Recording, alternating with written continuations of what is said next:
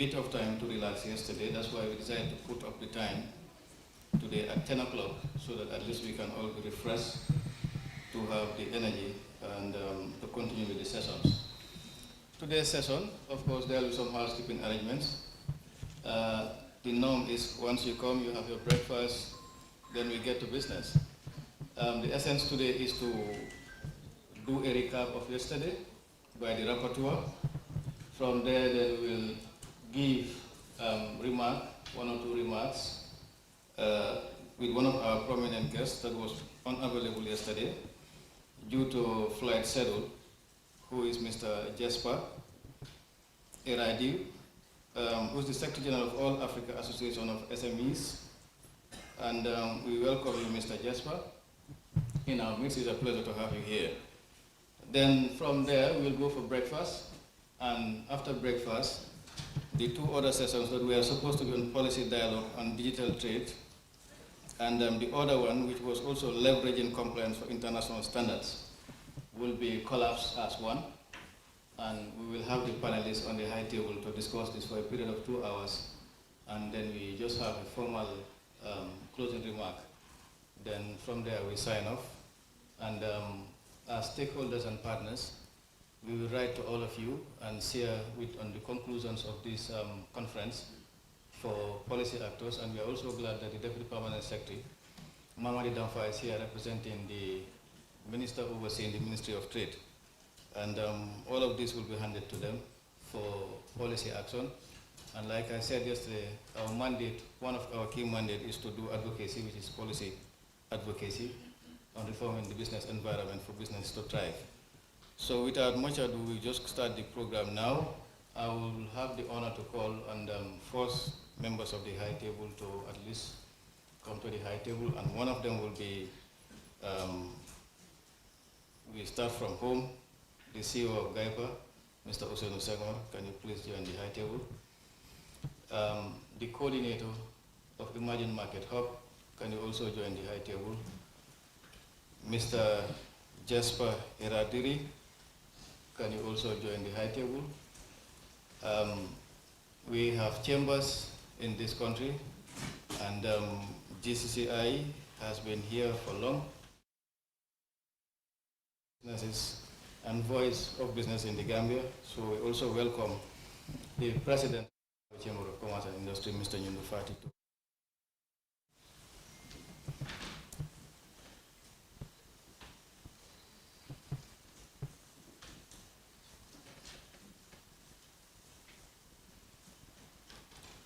And finally, our boss, Mr. Mamadi Damfa, the Deputy Permanent Secretary, ably representing the Minister overseeing the Ministry of Trade, to also join the high table. Then we start the session.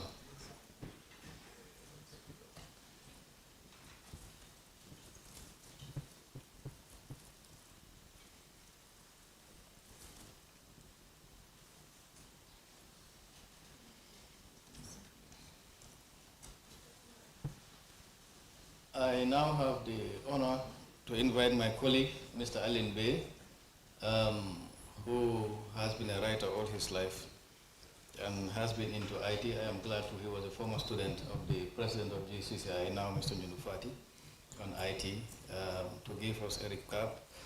Mr. Bey is our rapporteur, an imam transformed to IT and a rapporteur today. So you are welcome, Mr. Bey, to give us a recap on what has happened on yesterday. Most importantly, on the key points that we discussed yesterday. Thank you. Comment.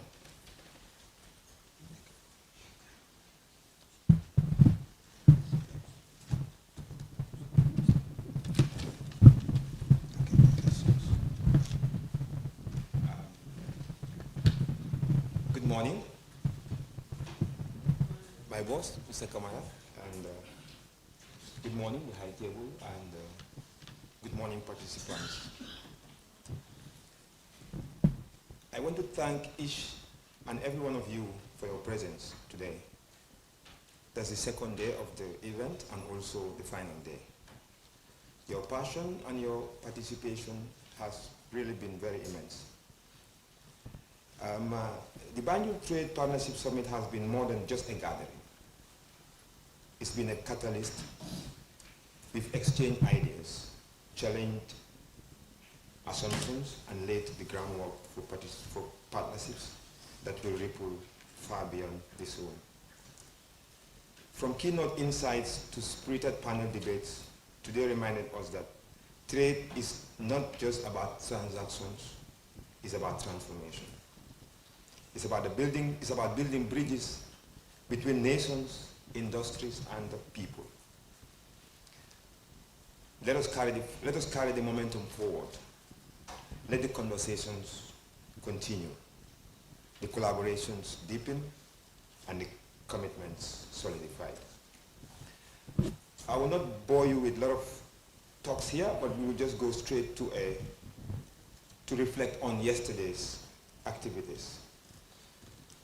Yesterday has been very, very interactive, notwithstanding it started with an opening ceremony by the CEO of GAIPA, a welcoming remark to be specific. The CEO of GAIPA opened the session by expressing gratitude to all participants and partners.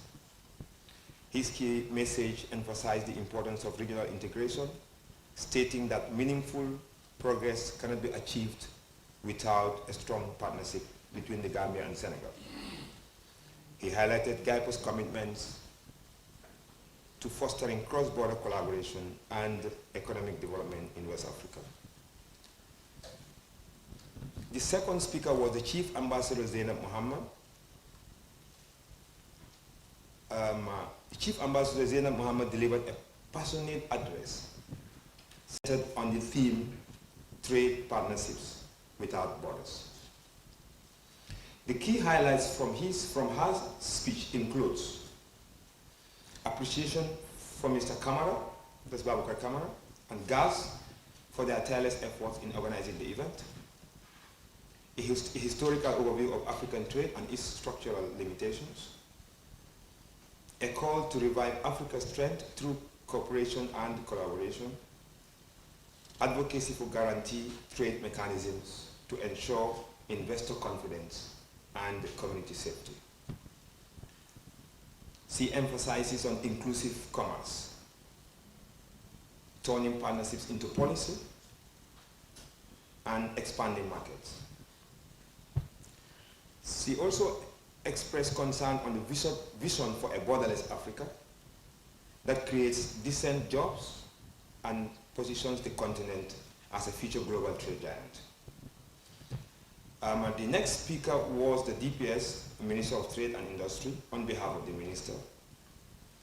The Deputy Permanent Secretary delivered a statement on behalf of the Minister of Trade, Regional Integration and Employment, and the key points in his message in prose. A warm welcome to the high table and all attendees. A reminder that trade promotion is not about statistics, but about building the right ecosystem. Reaffirmation of government's commitment to, from the three speeches, we try to draft a summary of recommendations that we have made from the speeches. That's one, strengthen regional integration by prioritizing bilateral cooperation between the Gambia and Senegal as a model for broader African unity.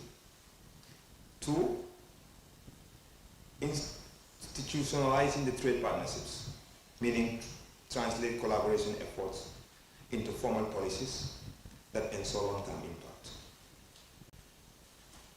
The third point is to develop guaranteed trade systems by creating frameworks that protect investors and foster community trust.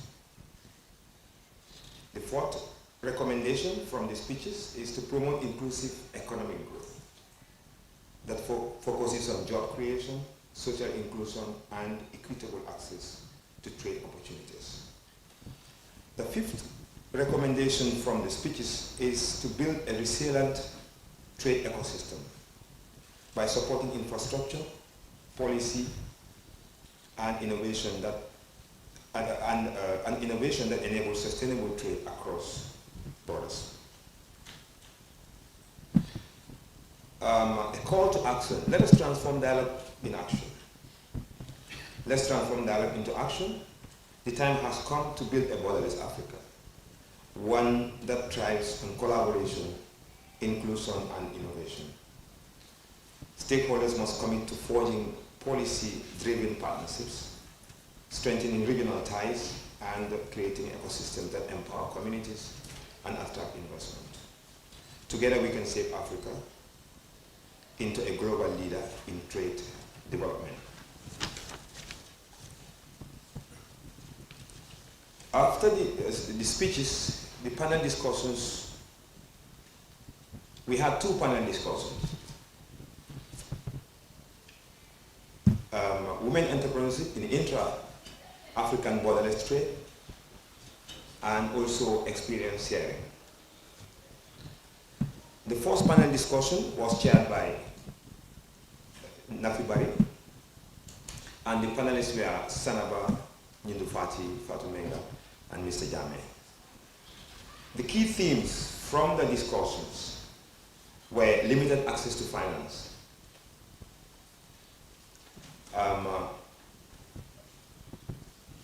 despite available funding, women face barriers such as interest rates, short repayment terms, and lack of collaterals. The second point was financial literacy gaps. It was identified and discussed that many women lack awareness of funding and opportunities and basic financial skills. Among the key themes, we have the business informality. It was highlighted and outstanding that informal business structures hinder access to formal financial service and government support. Cultural barriers was also discussed, such as social norms, needing spousal permission, further restrict women's financial autonomy. The last part of the theme was the policy and institutional support. It was discussed that government initiatives exist but require better coordination, innovation, and implementation. The panelist highlights: Sanaba, who is from NEDI, called for a centralized coordination and innovation in financial models. Nyindu Fati, as the president of GCCI and my former lecturer, advocated for capital market development, decentralization and registration, and agricultural insurance schemes.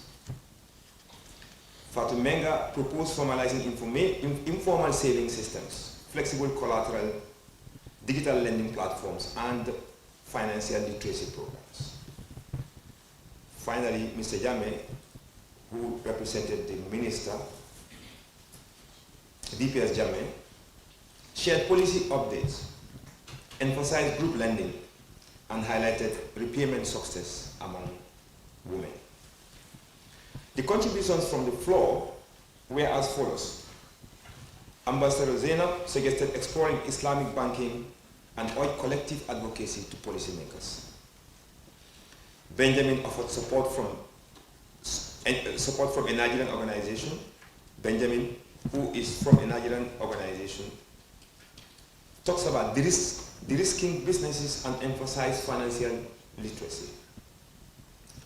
Morlamin Fati encouraged funding women groups, promoting local content, and supporting export potentials. Our able CEO of GAIPA announced a local content bill and enterprise development fund with low interest loans, stressed the needs for action and inclusion. Madam Kolu from the GRA raised concerns about consultation with financial institutions and emphasized business formalization. And finally, Celia highlighted decentralization, market linkages, and partnerships. From the discussions, we were able to draft recommendations. And the first recommendation is to establish capital markets and guarantee schemes. This can be done by creating structured financial systems, and risk-sharing mechanisms to support MSMEs and reduce reliance on traditional banking. The second recommendation was expand financial literacy programs by launching targeted training for women entrepreneurs on budgeting, credit, and investment. The third recommendation was to formalize informal enterprises by simplifying registration processes, and decentralization, access to encourage business formalization. And the fourth recommendation was promote inclusive lending models by supporting group lending, flexible collateral, and digital platforms tailored to women's needs. And the fifth recommendation was strengthen policy implementation and coordination by ensuring existing policies are executed effectively through interagency collaboration and stakeholder engagement. The sixth and the final recommendation was to encourage local content and export readiness programs by supporting women-led businesses in meeting local demand and accessing regional markets. That was the summary of the first session. The second session was on idea sharing. That was very, very, very, very important, and it was very interactive, and a lot of us have learned from the discussions. I call it idea sharing where innovation meets advocacy and experience fuels transformation.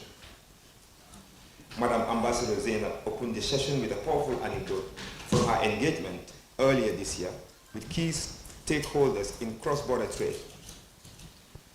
She shed light on harsh realities faced by women traders, corruption, harassment, and systematic abuse, often perpetrated by those meant to support them. Her message was clear. If women are the catalysts of African trade, they must be protected, empowered, and heard. The call for a borderless Africa is not just about removing physical barriers. It's about demanding the structural ones that hinder progress.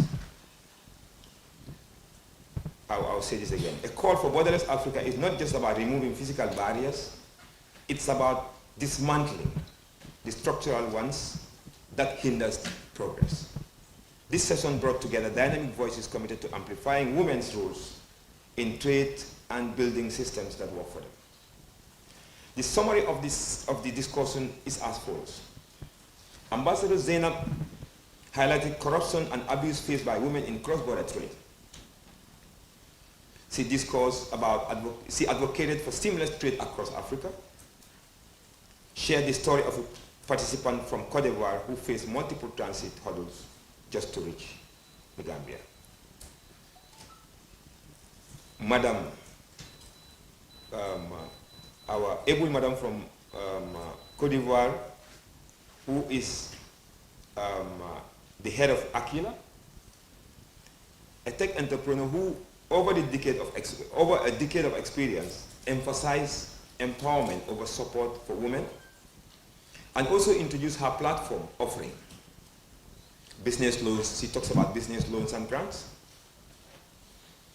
product sales with automated loan repayment, market integration, stressed the need for distribution partnerships, policy reform, system integration, and innovation. She also talked about ongoing training for women entrepreneurs. Mr. Benjamin from the Mines Trade, who leads an ecosystem of over 250,000 MSMEs, shared their demand-driven fund model, where entrepreneurs define funding terms and attract investors, offers members pension and financial services, announced partnership with Aquila's platform to expand the reach, and he finally welcomed all Gambian entrepreneurs who wanted to be onboarded on the platform to further collaborate with Aquila and Mines Trade. Fatou Menga Jallo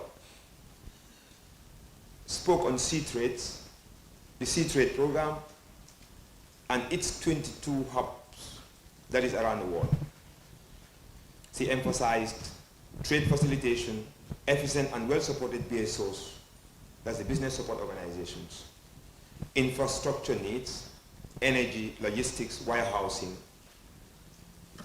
tested credit guarantee schemes, quality and standards enforcement, and finally, inclusion of bodies like IPOWers in trade development. From the discussions, the recommendations are as follows.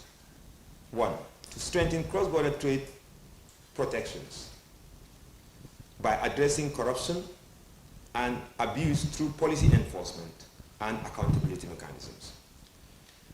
2, to empower women through systems, not charity, by focusing on building platforms, partnerships, and financial models that enable women to lead and grow their businesses. The third recommendation was to support MSME ecosystems by investing in BSOs, that's the business support organizations, infrastructure, and digital platforms that facilitate trade and business growth. The fourth recommendation was, that emanates from the discussion, was to promote policy reform and integration by aligning trade policies with technological innovation and regional integration. And the fifth recommendation was to expand access to tested financial trade tools by scaling credit guarantee schemes and demand-driven funding models to reduce risk and improve access. The sixth and the final recommendation was to ensure quality and standards by strengthening regulatory frameworks to help women-led businesses meet the market requirements and compete. This was the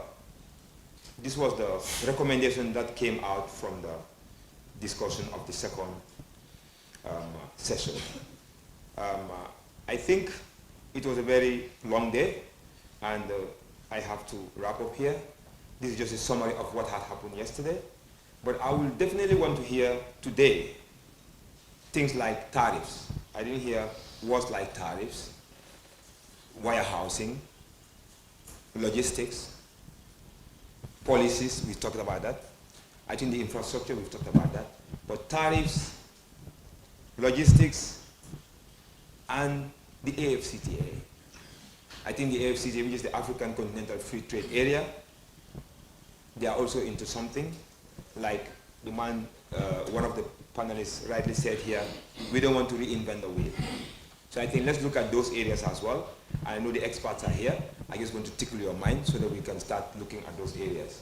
Tariffs, warehousing, logistics, the freight system, and also the addressing systems. These are all part of trade, and we have to look at all of them. Thank you very much. Let me not bore you with a lot of talks, and have a great day today. Thank you.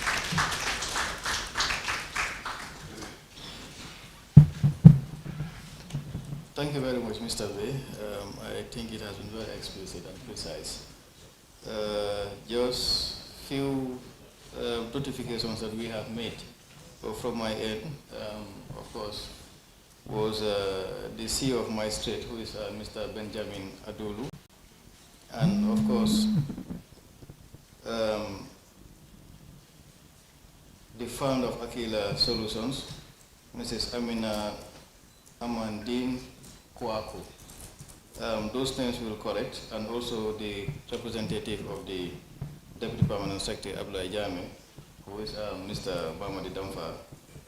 And in the absence of that too, we open the floor. If you think in the recommendations, we forgot one or two, you can kindly inform us, maybe now, or if you also prefer to approach us in person, too, we are welcome to that. If there is none, maybe anyone who has anything that we may have left out yesterday as part of the recommendations. If there is any that we left out, please let us know. If there is none, then I think we can proceed. I also wish to acknowledge the presence of Mr. Madi Kambai. Yesterday we have been talking about entrepreneurship a lot, and He has been the Director for Enterprise Support at GAIPA for many years, and most of these things that we have been talking about at the level of GAIPA, he has been the co-leader and architect of it, particularly in terms of business formalization across the country. They have done a lot through the AFDB project and many other projects. And today he will also have the opportunity to sit in one of the panels to discuss more and to also guide that process. We now just want to invite Mr. Jasper Eradiri, who is the Secretary General of the All Africa Association of SMEs, to give a brief remark, then we break out for breakfast, and when we come back, we have all the panel sessions collapsed together for a period of 1 hour, 30 minutes, and additional 30 minutes for question and answer, then we proceed. Mr. Eradu, you are welcome, sir.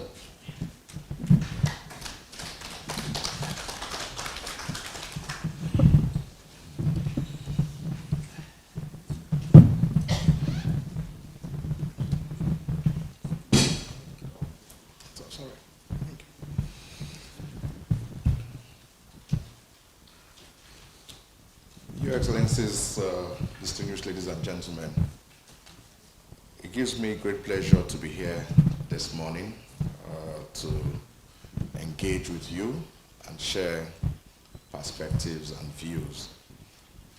My name is Dr. Yahya Jasper Eradiri, President, All Africa Association for Small and Medium Enterprises, AAA SME. And looking at the entire broad subject for which we are gathered, I think firstly we should all give a round of applause to the organizers at GAIPA and WCCI. Let's give them a round of applause. And there's a good reason why we should applaud them, because the conversations are germane and they are actually for the era that we live in. The era we live in today is borderless Africa. We're talking about 1.4 billion people living in Africa. We're talking about a 2.6 trillion economy, combined GDP in Africa. We're talking about 125 million SMEs in Africa, and then in West Africa, particularly 16 countries, we're talking about 50 million SMEs. What does this mean for each and every one of us? What it means, particularly for a country like Gambia, is that if you open your markets, the women, the youths, who are a very huge demographic numbers in your country and within the African context, they are able to trade amongst themselves.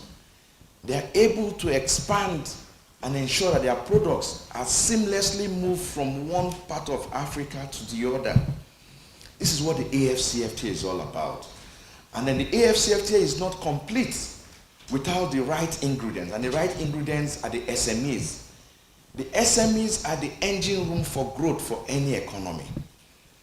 And women and youths trigger that economic growth. And there are women here. I'm glad to see that there are women here.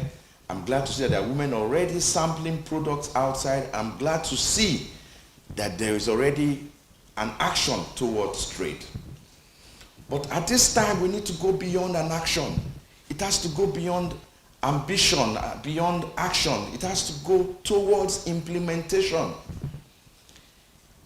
Unfortunately, I couldn't arrive here earlier as it was expected yesterday, and I apologize. But that also is because of some of the challenges we have within Africa. We're not able to travel easily amongst ourselves. We're not able to encourage economic integration since 1963. It's not fair enough. We're making progress, but the progress is slow. And so now where we are, all of us as businesses, as governments, we must take our destiny in our hands. And so listening to the rapporteur that gave a summary of what yesterday's engagement was, and having informal sessions with colleagues, Amina and a few other people, Benjamin, I can tell you that we've got right people thinking in the right direction. All we need to do right now, we mustn't walk in silos anymore. It is time for Africa to cooperate within businesses. It is time for Africa to be able to collaborate within businesses. It's time for a coordination towards the Africa we want.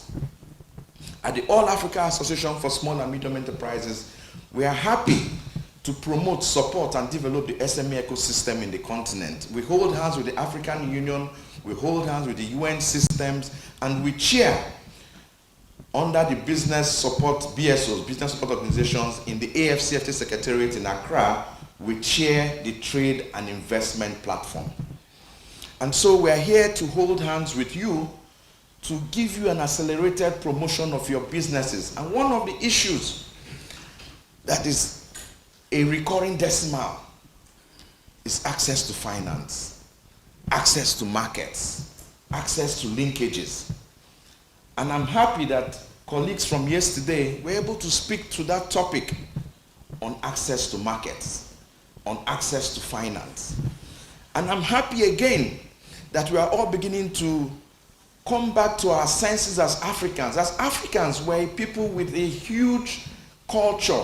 We are people with rich heritage. And what that means for us is that if we go back to our books, we'll be able to defeat this position by development finance institutions that says that SMEs are high risk, that says that Africa is a high risk.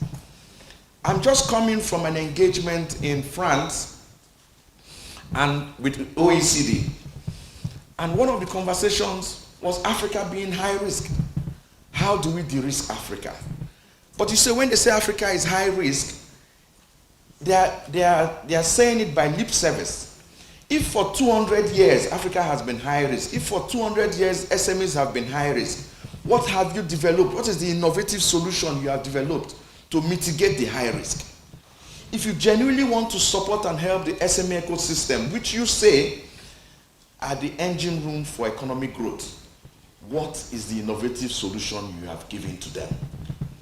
But here in Africa, we have our traditional innovative solutions. Not too long ago, in Kenya, you talked about M-Pesa. M-Pesa is a local African Afrocentric model that was designed, and it has changed the trajectory for fintech. Everything that the banking system said against SMEs being informal, M-Pesa changed it. Today, within the context of our businesses, the cooperatives, you have what you call a SUSU system. And what that simply means is an African revolving voluntary contributory system. It doesn't talk about SMEs being informal. It doesn't talk about the risk you not paying back. But it's been going seamlessly. It's an African solution. So you now tell me what exactly is the challenge. But I tell you today, in this platform here in Gambia, that it is possible for you to take the destinies in your hand and refuse to accept going forward what they say about SMEs being a high risk. And so, talking about trading partnerships for borderless Africa, the women are very important. And when you say women are important, we all know that if you give women money, they trade better with it and they return it. It's not me saying, we all know. And so, all men are born by women. Women are mothers to presidents. Presidents are the children of women. And so please, let's give a round of applause to our women. Ladies and gentlemen, in rounding up this conversation, I want to charge you, all of you, to be part of an SME, African SME economic revolution. And what that means is that we must seize our destiny in our own hands. We must challenge the status quo. We must ensure that by providing Afrocentric models of finance, it means that we have the solutions here in Africa. If 1.4 billion people in Africa contribute $1 amongst themselves, it means that we're able to raise $1.4 billion in Africa. If 125 million SMEs contribute $1, just $1, it means that you have $125 million available for SMEs. And so with that, you do not need to give anybody financial statements. You do not need to give anybody property. You do not need to give anybody anything that they require, particularly going by the international financial system that have disappointed us. We as Africans, using our own African approach, can raise our money within us, and we can ensure that that money revolves amongst us. This is doable. And I'm very glad that Akila has told you something. Benjamin told you something yesterday. All of us didn't know that we had the same approach. But you see, it is an African solution for an African problem. Ladies and gentlemen, I thank you very much. Do have a blessed day.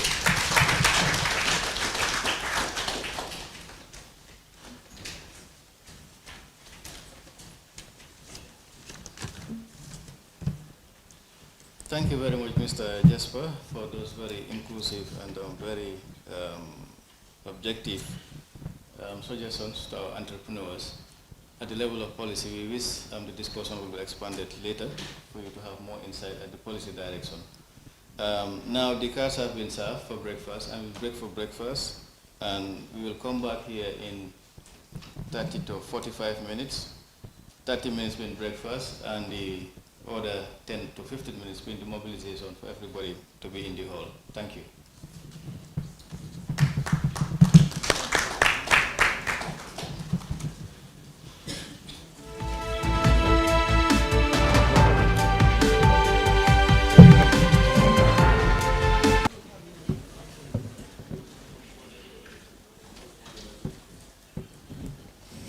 Thank you very much.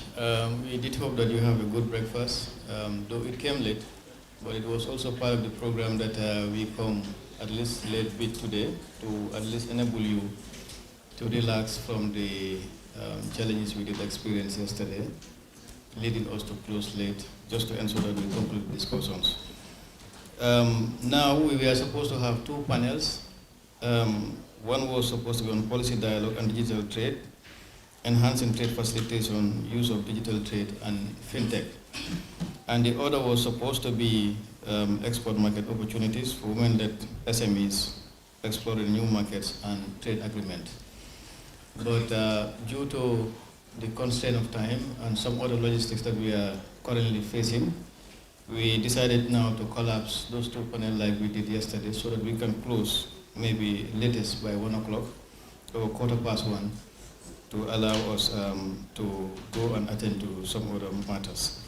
Now, in view of that, we have decided the policy dialogue will be now transition to the export market opportunities for women-led SMEs exploring new markets, because in exploration of new markets, the export potential has to be, of course, enhanced, and it has more to do with export. So we decided to do that, and in view of that, most of the panelists are already here. So we just like to invite, we start first with the Deputy Permanent Secretary, Mr. Mamadi Damfa, to join us on the high table, Mr. Mamadi. Then the next person to join him will be my colleague and a director at DAY2, Mr. Madi Kambai, who I said earlier was the director responsible for enterprise support, and now is the director for industrial and economic zone development at DAY2, due to recent reforms that we had.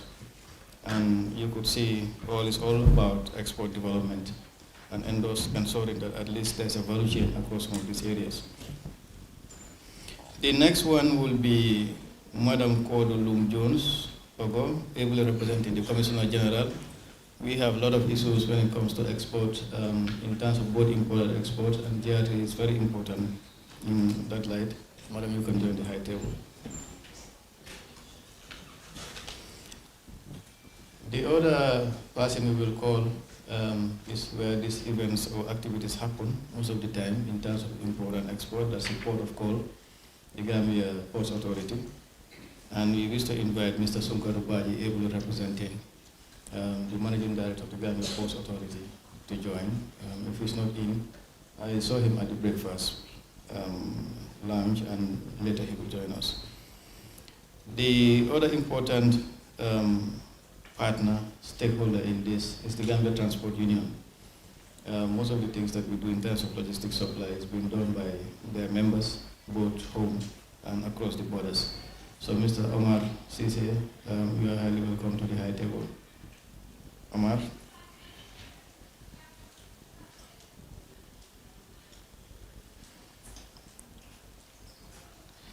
And now, also at the level of FinTech, UNA, yesterday we had a UNA representative who used our platform to advertise. We'll send you the bill, Mr. Ture, Mr. Barrow, for that. So you can also join the platform. And Mr. Mamadou Barrow is the general manager of UNA group of companies.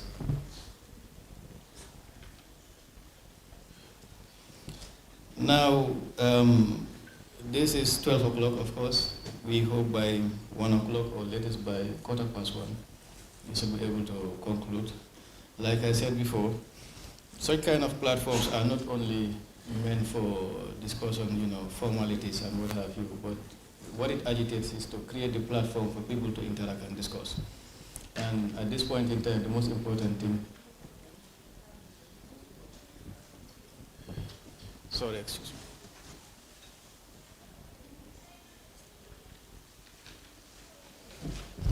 My attention also has been called at Namin Sanyang, APS is also available. So if I can have Mr. Bay, can we have additional seat at this side? Sorry, we will have preferred you to sit more comfortably like the counterparts, but nonetheless, if you sit on this other side too, it will not be bad based on your comfort, whichever you prefer.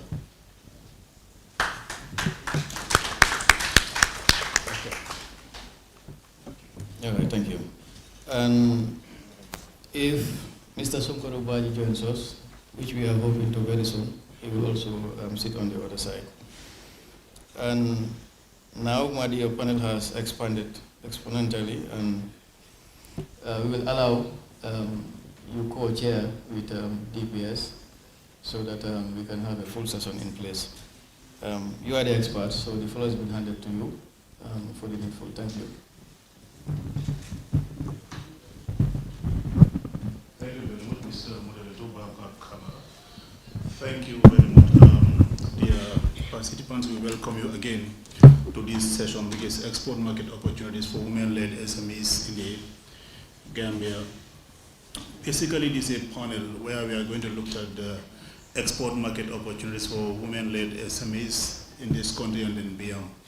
One thing we have to understand is Gambia is a lead import country. However, we are trying to become an export-led country. Why? That's simply because we want to take the opportunity of the ECOWAS region and by extension the Africa Free Continental Trade Area. These are vast opportunities for our MSMEs development, because like this morning when Doctor was presenting, he made mention of the SMEs are catalysts for economic growth, but not only economic growth, but rather for also improvement of livelihoods and also employment creations. We've talked about that over and over again. Now, what can MSME do in terms of export markets? One, they will create job opportunities for the youth and women that are not employed. Also, they will be able to drive much foreign currency into the country, and by extension, the economy will grow. These are my opening remarks. Thank you very much. I hand over to my co-chair, Mari Kamba. Thank you. Good afternoon, everyone. Students, guests, panelists, and participants, it's my pleasure to welcome you all to this important panel discussion on export market opportunities for women-led SMEs, exploring new markets and trade agreements. This discussion forms part of our collective effort to strengthen the women's participation in trade and enterprise development, a key pillar for inclusive and sustainable economic growth. This discussion, as you see, women entrepreneurs play a crucial role in driving innovation, job creation, and fostering economic development, particularly community development. Yet, many women-led businesses remain underrepresented in export markets due to barriers such as limited access to finance, technology, and trade information. However, recent regional and continental trade frameworks, particularly the AFCFTA and the ECOWAS EDLS, present new and promising opportunities for women. These trade agreements create wider market for women, especially women SMEs, in terms of government products and services, encouraging value addition and providing platform for women-led SMEs to scale up beyond our national border.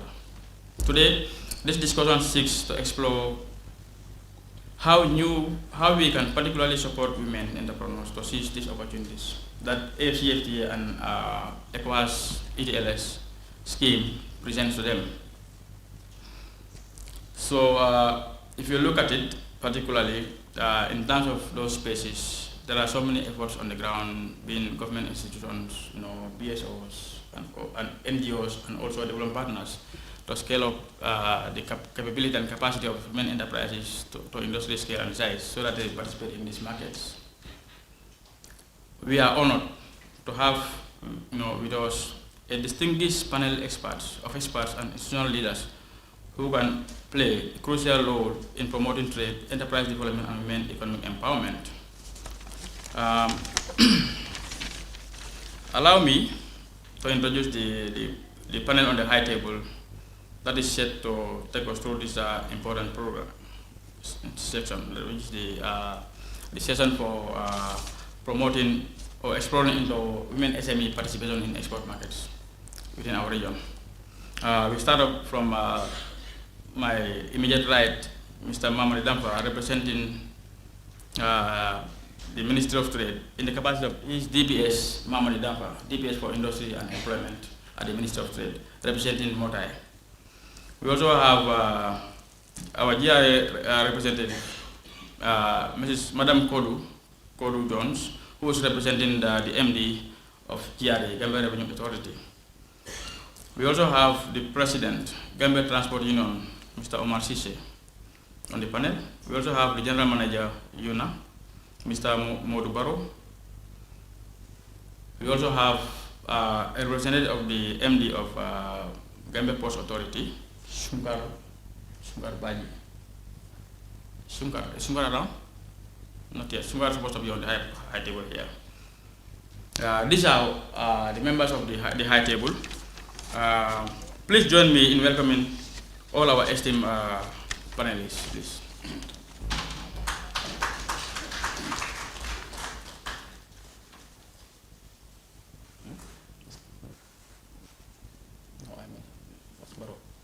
Okay, here is how our panel, 1 hour session will proceed. We'll begin with a general round where each panelist will briefly share their perspective on the current export landscape and the opportunities for women-led SMEs.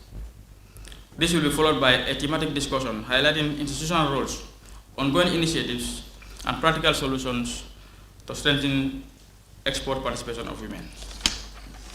And finally, we will have an interactive session with cross-cutting insights, after which each panelist will share a brief closing message. Now, each panelist will have 2 to 3 minutes to respond per round. So please keep remarks concise and focused, please. The session is designed to be interactive, so I may invite brief follow-ups or comments between your interventions.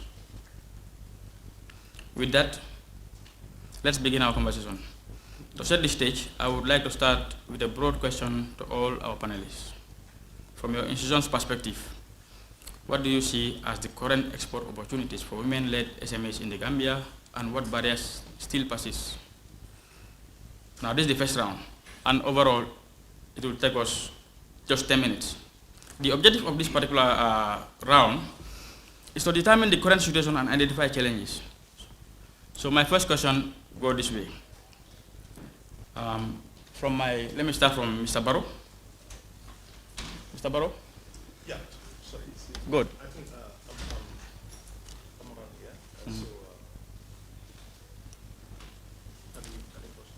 The mic. So what is the... Okay, Mr. Barrow, what are the current export opportunities for mainland SMEs in the Gambia?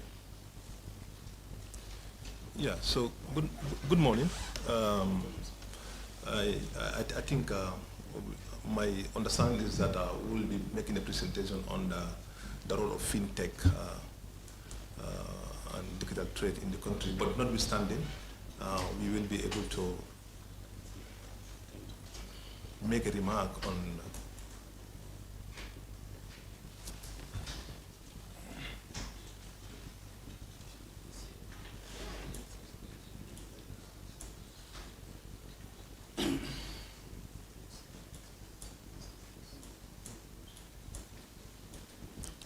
can we proceed? So, Mr. Barrow, I was made to understand that there has been a big adjustment for the panel. So they were glad to the line. Okay. Sorry for that, because we are prepared for another session. Exactly. So, not for this one. So Right. now we made it a general discussion. All right. You share your perspective generally on opportunities that exist from your Islam perspective. Yeah. What are the opportunities that are there for women SMEs, especially foreign export? Yeah, so thank you so much. Good morning to all of you and my fellow panelists. I think there are a lot of benefit opportunities out there for women SMEs, youths, and anybody else who is interested in business and trade. From the business perspective of Yona, most of you are aware that Yona is a hub for businesses from agribusiness to microfinance institutions that finance women entrepreneurs that are into small-scale businesses, and also so even some corporate institutions that are coming seeking for financing from our institutions. So we also have our fintech component that also allow businesses to really trade from within and outside of the country. So basically, from the institutional perspective, we've seen that there are great opportunities in this country, and then the institutions are out here to support those initiatives to the level they wanted. And I believe that this will be some collaborative effort that women groups can really partner with some of our institutions to steer this progress. Thank you. Thank you very much, Mr. Barrow, for that insight. Panelists will be given just 2 minutes. Okay. Thank God. Thank you. Yes. So we now come to the transport sector. Mr. Sise, can you please share your perspective? Good afternoon. On behalf of the GTU, General Transport Union of the Gambia, it's a pleasure to be part of this important conference. In our point of view, the opportunities are many in terms of business industry, particularly West African sub-region and AFCFTA, Africa Free Continental Trade areas. So, daily basis, we have been saying women are doing daily, day out, cross borders to the business, try to increase their business capacities, engage with some financial institutions, and try to do their daily market operations. But in our understanding as transporters, they are facing a series of challenges on these subject matters. I think the authorities, probably the government, need to consider these people as vulnerable people in terms of our economic growth, our also on the breadwinner of their families. Because most of the times, if you travel at the cross borders, in the experience we have, the environment they have been living sometimes is not conducive as a woman. They are asleep outside at the verandas, and sanitation also could become a problem. I think if those issues have been considered, is going to help our economic growth of West Africa, particularly Africa as a whole. But the opportunities are there, but I think they are not being included in terms of our policy making decision or whatsoever you call it. But the opportunities are many at the trade aspect. Thank you. Thank you very much. Thank you very much, Mr. Tise. Now we move on to Kodu, Madam Kodu. Share with us, please, once.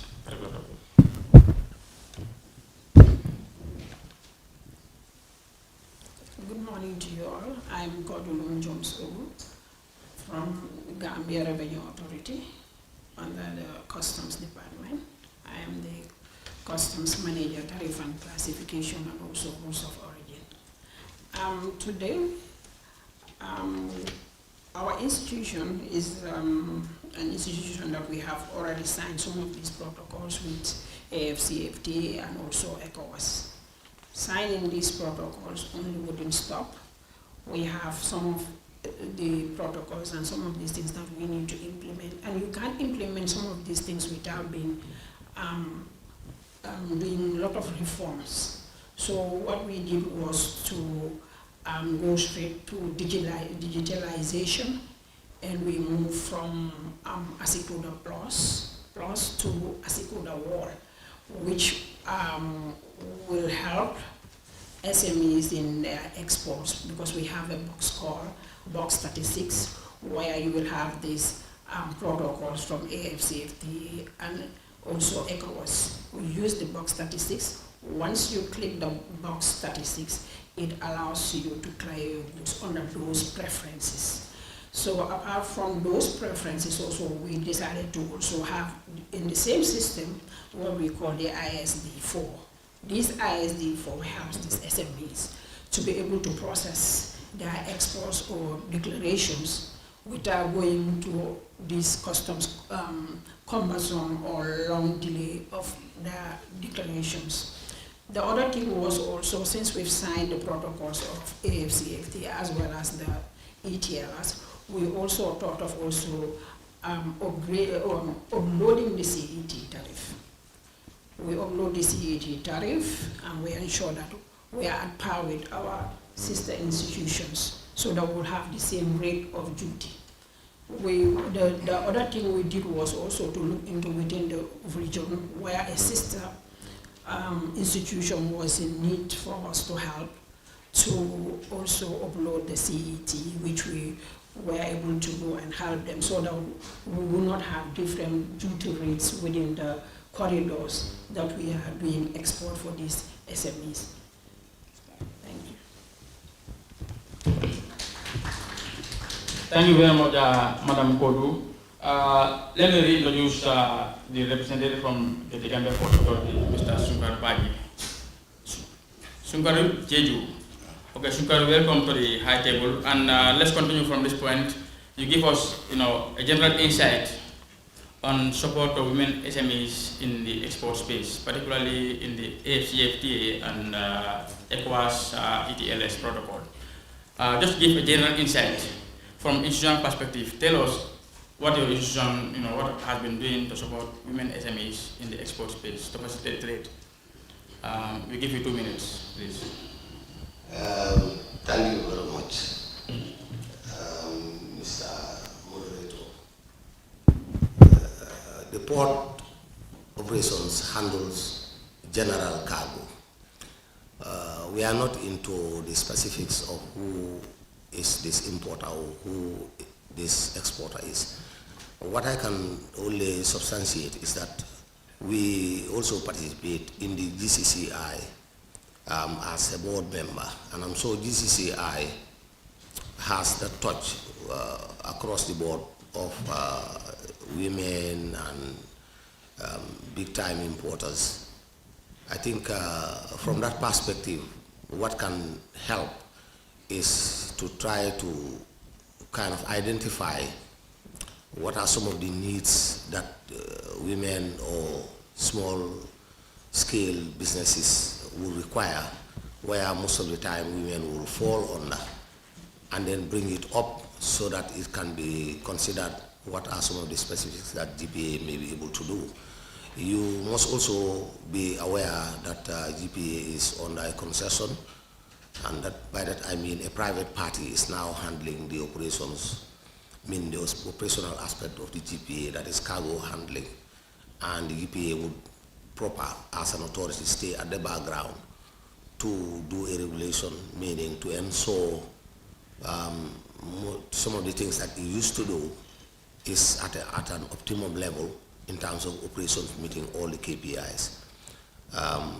Coming back again, we handle cargo, and we, even though we are also part of the trade facilitation panel, where I think Omar can bear me witness, where Omar also sits, meaning the General Transport Union, the police, the customs. We are also a member of the trade facilitation, but on that aspect, we handle vehicles that are leaving the port area, seal them with what you call ECOWAS, ISRT, they call it interstate road transport, that is crossing the borders to other destinations. We ensure that trade is facilitated up to the border, where all documentation is done and handed over to the next level of the route, and that is most of the time is Senegal. I think that's what we do anyway. We just participate in the form of a general participation, and that is everybody is on board. But to be very much specific of what would be directly impacting on the small or medium scale enterprises would have to be something that has to be put on the table, maybe through the GCCI, where we sit in the board. And if those submissions are done, I think it would be a step in the right direction. Thank you very much. Thank you very much, Shinga, for that insight. I would like to introduce to you a representative from ABS. Remember, the panel is a composite panel of different other panels, so the number has increased. So let's welcome Mr. Lamisana from the ABS. ABS. To give insight on the topic, general insight in export markets, looking at the agreements, ACAT, the ECOWAS, the LSC. Mr. Dana, welcome, please. Please introduce yourself and welcome. Thank you so much. For introduction's sake, I am Lamin Sanya, the Managing Director of APS Islamic Microfinance. I like the first question that was thrown to my colleague, Mr. Barrow, and that was the opportunities available to women as far as business is concerned. That question is very interesting as far as I'm concerned. Why? And I want to make a reference to the early morning speaker. He mentioned something very interesting, and it would be interesting if we carry out a research on that. I was talking to somebody earlier on the same, and that throws a lot of opportunities to women. Unfortunately, women can be trusted with money more than people in my gender. Fortunately. Unfortunately for women, unfortunately for men. So that obviously is a great opportunity for women. If I can trust you for money, I will give it to you to do business. And the biggest asset today is what? Trust. Research was carried out. I was listening to BBC last time and heard them saying only 10% of the world population can be trusted. Scary. Does that mean the greater percentage of that is in the other side? The F side, not on the M side. So that again gives a lot of opportunities. From where I'm coming from, that is APS Islamic Microfinance. Today, on our list of non-performing loans, we have only one woman, and I'm not concerned because she will pay, I know. She defaulted before and she paid. She defaulted on 2 occasions, but those were circumstantial, and she paid. The rest, unfortunately, again, are male. So ladies, women business, if you come to Okay, at this time. I wish time allowed me to, but that's a good one. Thank you. So, no, that's okay. If you come to APS Islamic Microfinance, we are open to give without putting you through a lot of scrutiny. Thank you. Thank you very much, Mr. Hannah, for those wonderful insights. If you look at the first round, we've talked about access to finance, logistics, e-commerce, market access. All these are critical enablers that, when optimized, can enhance the potential of our women SMEs participation in the regional markets. Before we go into the next session, let me briefly throw a light on what has been discussed in terms of access to finance, in terms of logistics, in terms of market access for women SMEs in the Gambia. I think you will all attest to the fact that access to finance has been one of the key challenges that women SMEs are facing in the country. Here, we don't only call them SMEs, we call them MSMEs, micro, small, and medium enterprises, not forgetting the startups at that infancy stage. They are also very, very crucial when it comes to our economic profile here. But on a broader scale, SMEs are more pronounced. Yeah, so sometimes when you look at country-specific factors, Gambia, we call them micro, small, and medium enterprises. So we bring the micro aspect of it also. Even though the greater number across the African terrain, SME is more pronounced. But some of the micro, small are facing particularly access to finance challenges.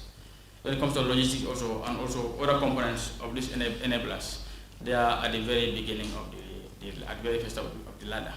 So optimizing the access to finance, as Mr. Sanya touched on, and also the expert from Mr. Barrow, it's very, very crucial for us to at least open a space, an economic space for these actors to be able to at least sell in their export markets.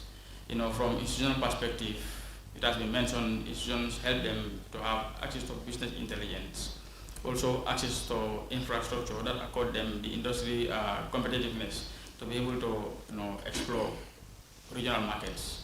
We also looking into areas that Mr. Sunkaru also mentioned from the angle of port facilitation and other services that are accorded to the ISRT protocols, interstate road transit network, something like that, ISRT. So from the angle of Gambia Revenue Authority, other logistic infrastructure that they also have to make sure that they fast track the processes of these SMEs who are exporting to other markets are all captured. If you talk about the contribution of DPS, DAMFA from Ministry of Trade, all other protocols are geared towards helping these MSMEs participate in this export market, making use of the opportunities that are presented, like the AFTA, the Container Free Area, Africa Container Free Area, and also the ECOWAS ETLS protocol. So to wrap it up, the important points that came out from the discussion are access to finance, logistics, and export markets. So this will technically lead us to the next session of the panel that we want to see specifically how institutional collaboration could help to optimize the opportunities for women SMEs in accessing, in taking advantage of the ECOWAS, the CFTA, and also the ECOWAS ETLS protocol. Because different institutions are on the panel here. Yes, please. Yes, Joko, Mike. Mike.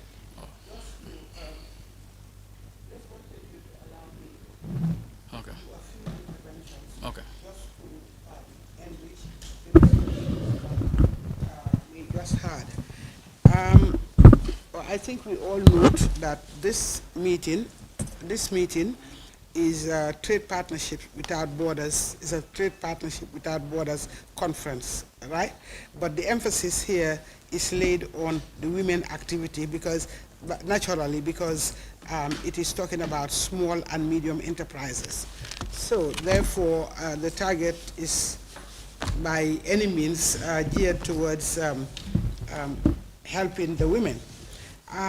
What I have not had clearly, I know you have summed up, but with the intervention from GRA, I just wanted a little bit of clarification, given that a lot of women are involved in cross-border trade.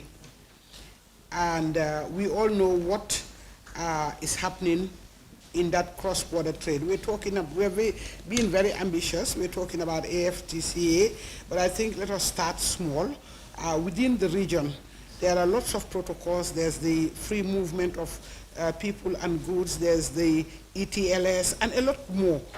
All those are geared towards helping the member states to involve in more positive trade. However, we know that a lot of challenges are taking place. So I just wanted to know what GRA is doing to facilitate for women cross-border traders, so that we get more information into that. Regarding the gentleman that come in from the transport, I think it's worthy to note also that we need to know what the challenges being faced by women, especially regarding import-exports in the Gambia, because these are the guys with the logistics, so they should be able to tell us what really is happening, so that these would form part of recommendations or things that we would be looking at to make sure that they don't exist, because they do exist. What are the transport? I know on top of my head I can talk about just Gambia, Senegal, what has been happening in terms of that. But what do we do? I mean, if we just talk about our mandates and what we do, I don't think that's the purpose. We need to talk about the problems being encountered by the third party, and those are the traders, etc. Yes, and GPA, yes, cargo handling is important. And are there any measures that we have had geared towards facilitation of trade for women? I think you are an entity, despite being now having somebody in front or whatever, but I think the core mandate of GPA remains, and that is facilitation of trade. So what we want is really for you to elaborate more on what you're doing as a trade facilitator, because this is a key responsibility of the GPA. Thank you. Thank you very much, PS, for those specific questions, because these are specific questions. Before giving the floor to the experts, let me just briefly open to the audience. If there's any important touch that you want to bring in before we move to the next session, if there's any new insight, or something, a new question that you want to push to the panelists, you are welcome, please.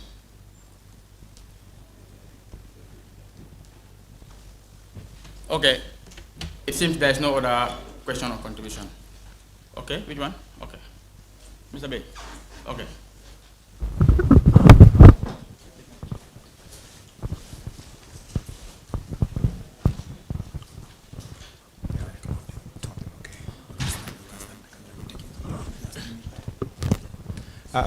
Good morning, once again. Yeah, I just have a quick question for the APS and YONA.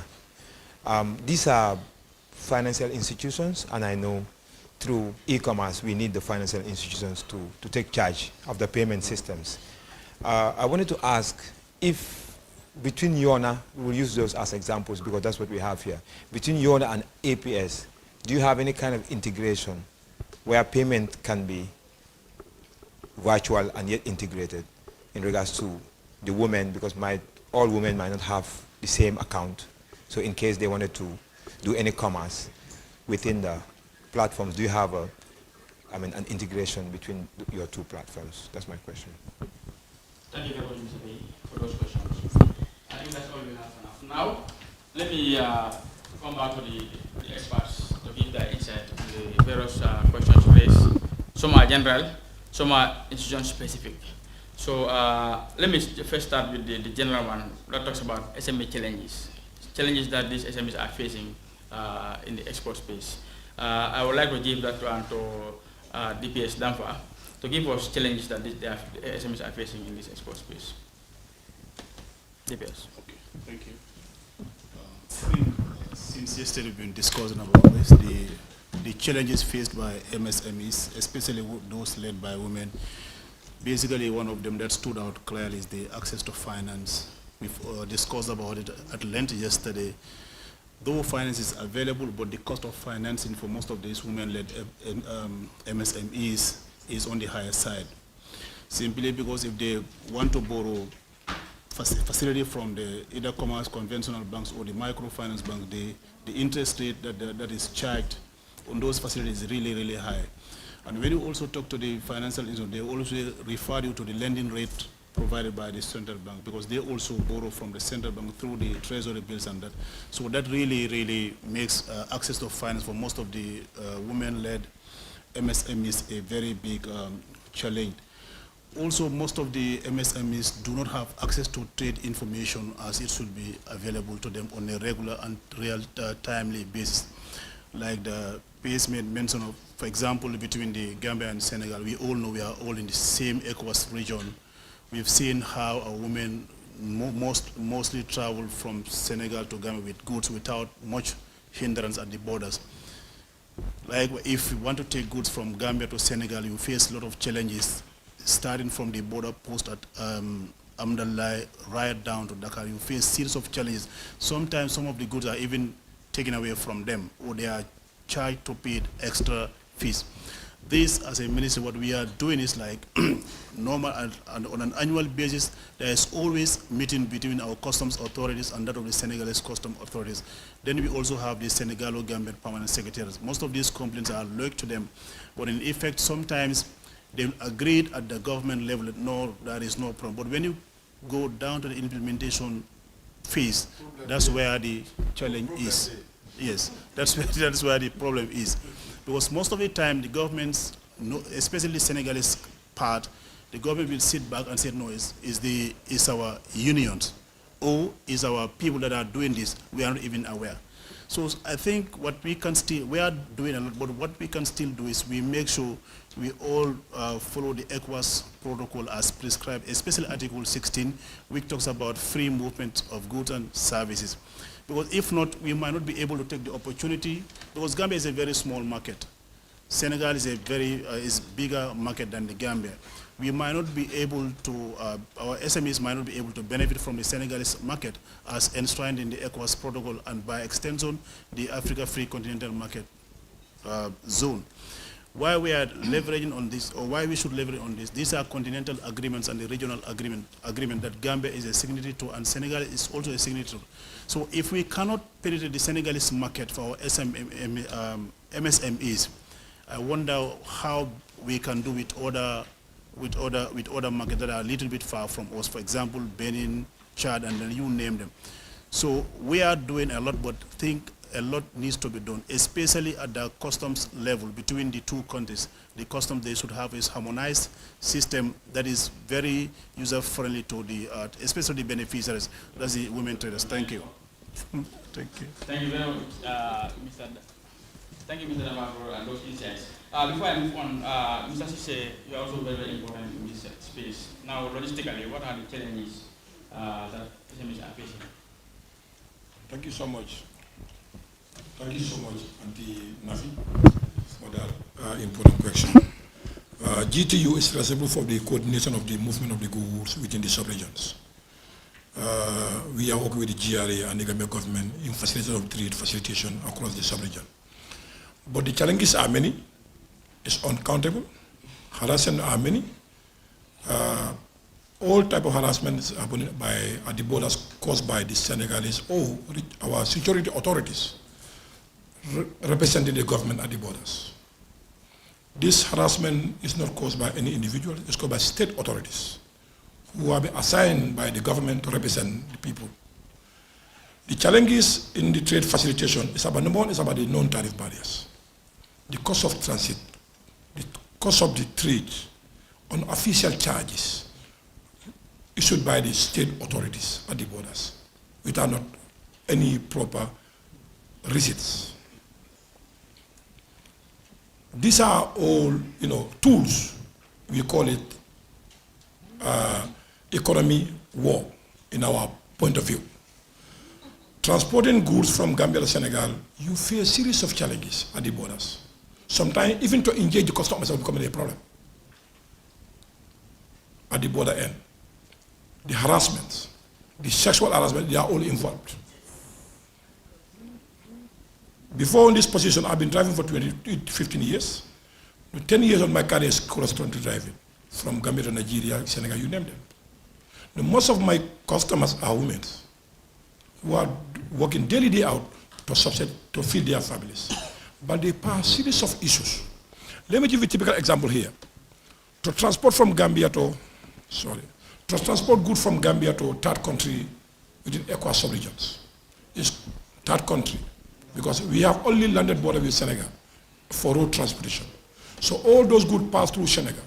But at the border, you can spend there for 2 weeks for declaration. Wow. Now, according to the protocols, in ECOWAS protocol, ATLS, Africa Free Continental Trade Areas, these are goods are only declared by the government through GRA, have all necessary documents from the authorities, but they are subject for another declaration. And those declarations go with cost. And also they have been escorted 2 to 3 times within the sub distance. These are all at high cost. Let me give you an example from Gambia to Mali. The cost escorting one vehicle is minimum is $60,000. Escorting past through Senegal less than 200 kilometers. Less than 200 kilometers. The cost of transiting is over $60,000 Gambian money. Less than 200 kilometers. Just transited. 72. I can say $1,000. I can say $1,000. From Gambia to Guinea-Bissau, less than 130 kilometers. The minimum fee is $40,000. Just transited. Wow.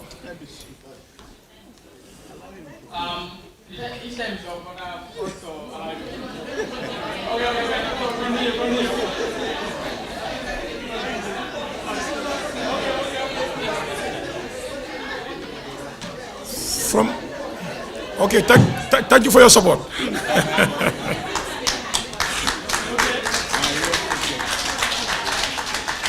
From Gambia to Guinea-Bissau, less than 150 kilometers. The minimum cost is over $40,000.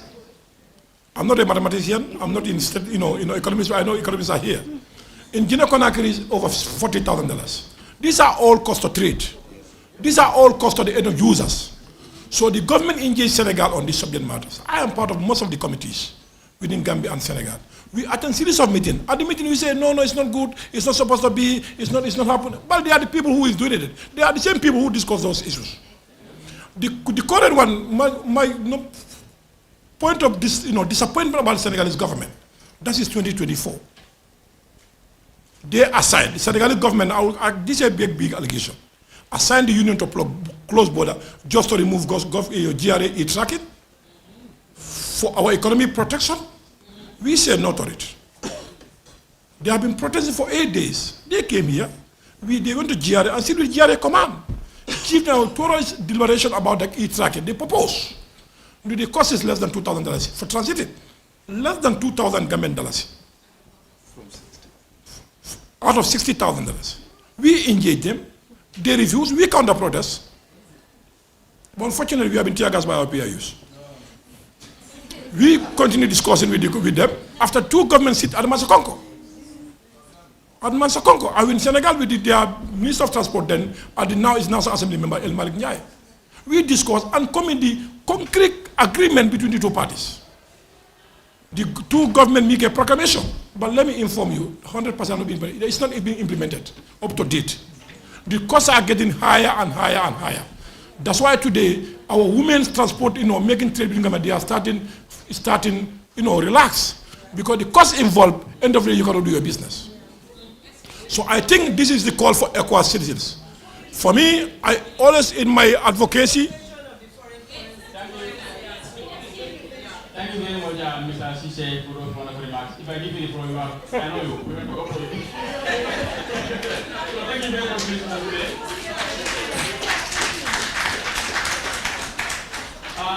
So with the same flow, I will now continue with Jare.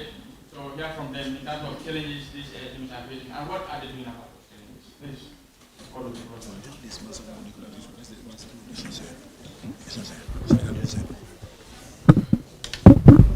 Thank you very much.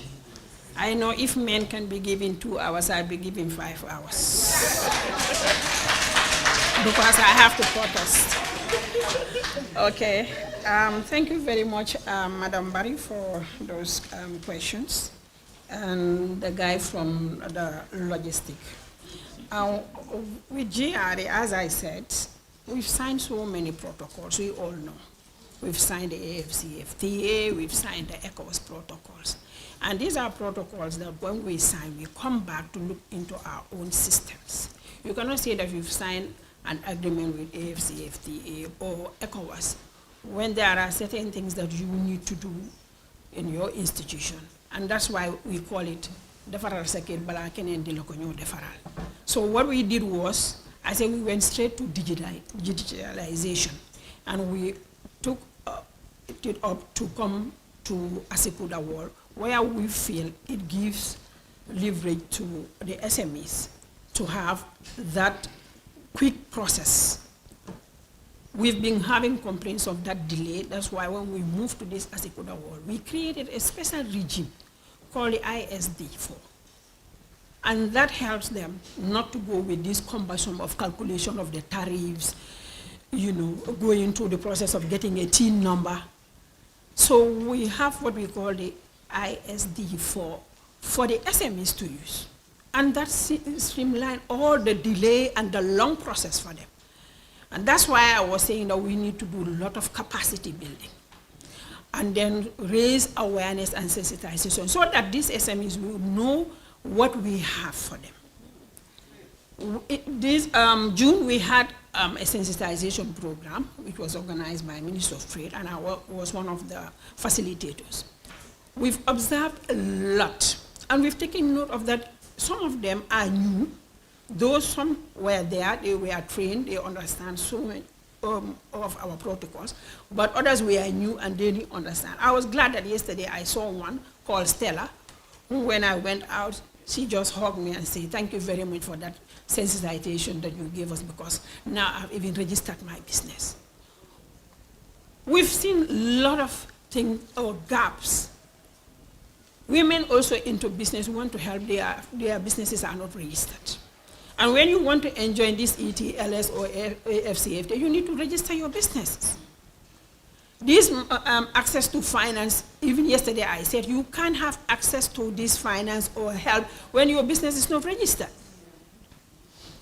The other thing was about the tariffs. I said we uploaded the CET tariff because we don't want our SMEs to go to Senegal having different tariff from the Gambia. So when when ECOWAS came with this common external tariff, we quickly ensured that the tariff was uploaded into the Asikuda Wall. That's why I even mentioned that we have a sister institution who was not able to align their system with the CET, and we went to assist them because we don't want also, because we are in the same corridor. When they go there with a different tariff rate and come to the Gambia to pay a different tariff rate, that becomes that we are not harmonizing our own tariffs. So GRA took it up to go to that sister institution to help, so that we'll align our tariffs, so that we all have the same rate. The other thing we did was also, we also started using the single window. And this single window is into different phases. We've gone to the second phase now. That is the declaration. We started with the manifest. We all know that you cannot process your goods without the manifest. And then the system also, you can also come and clear your goods without preparing a declaration. So now we are in the second phase of a single window.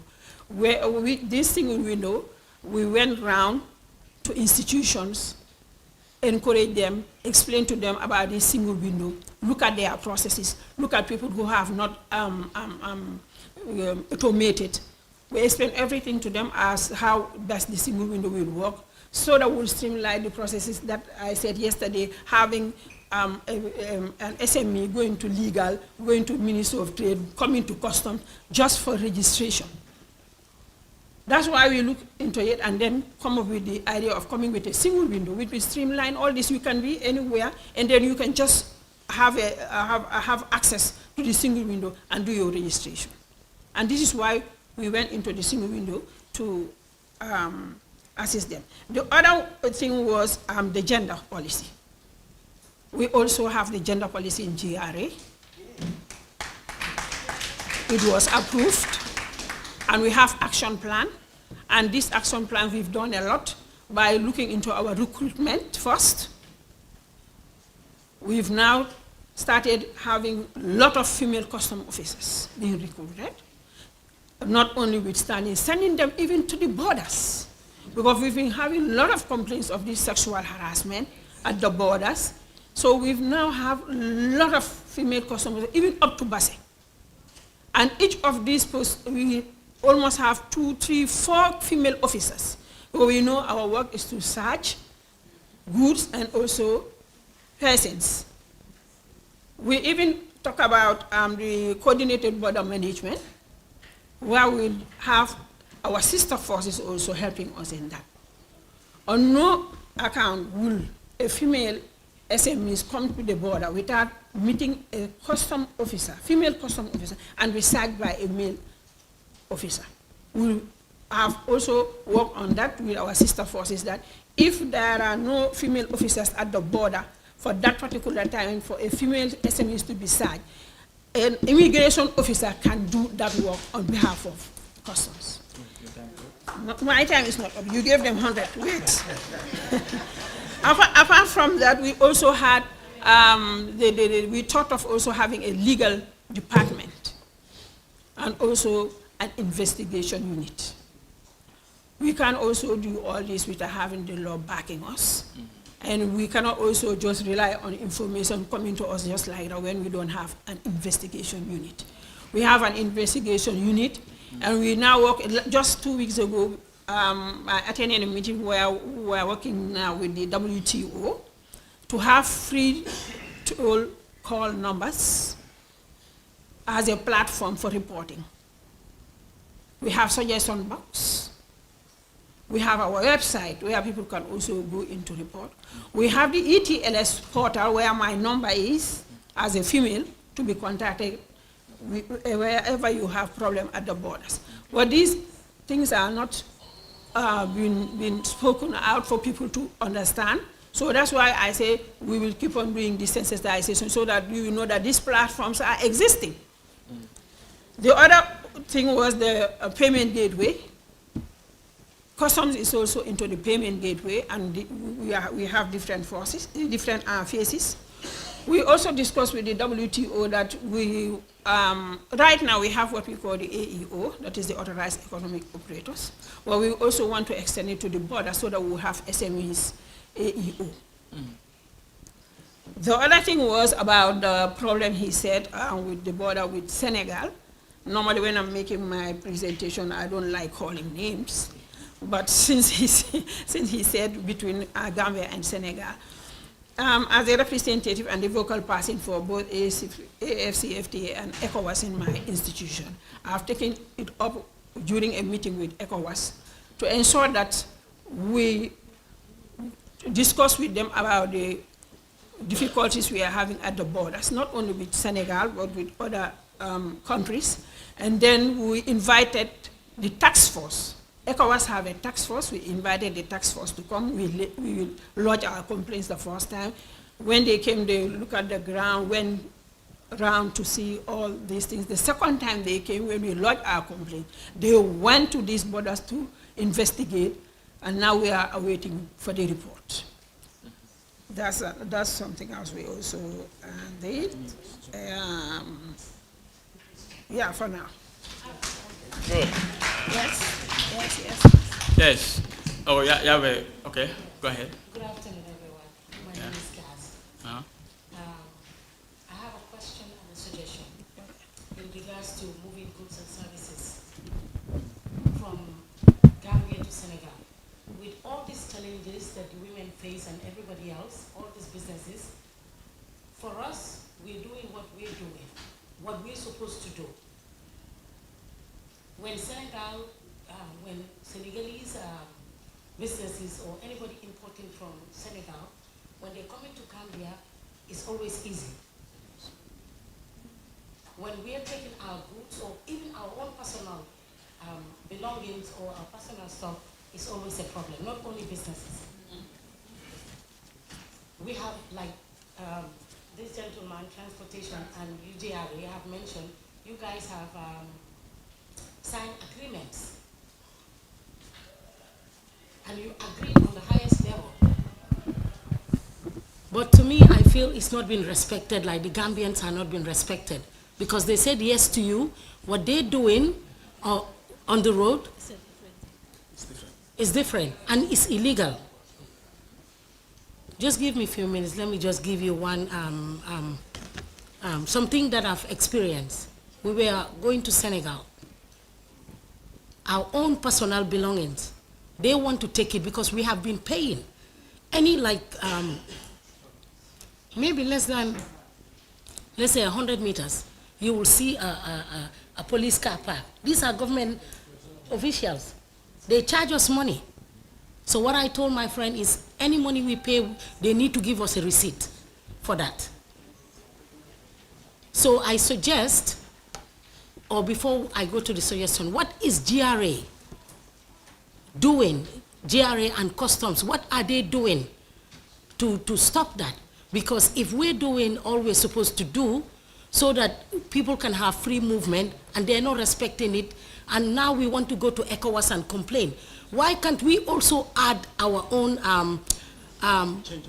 change our policies and be charging them? When they feel it, they will start complaining, then you guys will come to an agreement. Mr. Chairman. Yes. Chairman. Yes. I think the Senegal Gambia Permanent Secretariat is here. They will very much. Okay. Let's allow her to exhaust. Madam exhaust, can you finish? No. Okay. Yeah. My question is now, what are you guys doing? Like, this is internal before you get to ECOWAS. What are you doing so that we all can move our goods and services in a very, yes. Thank you.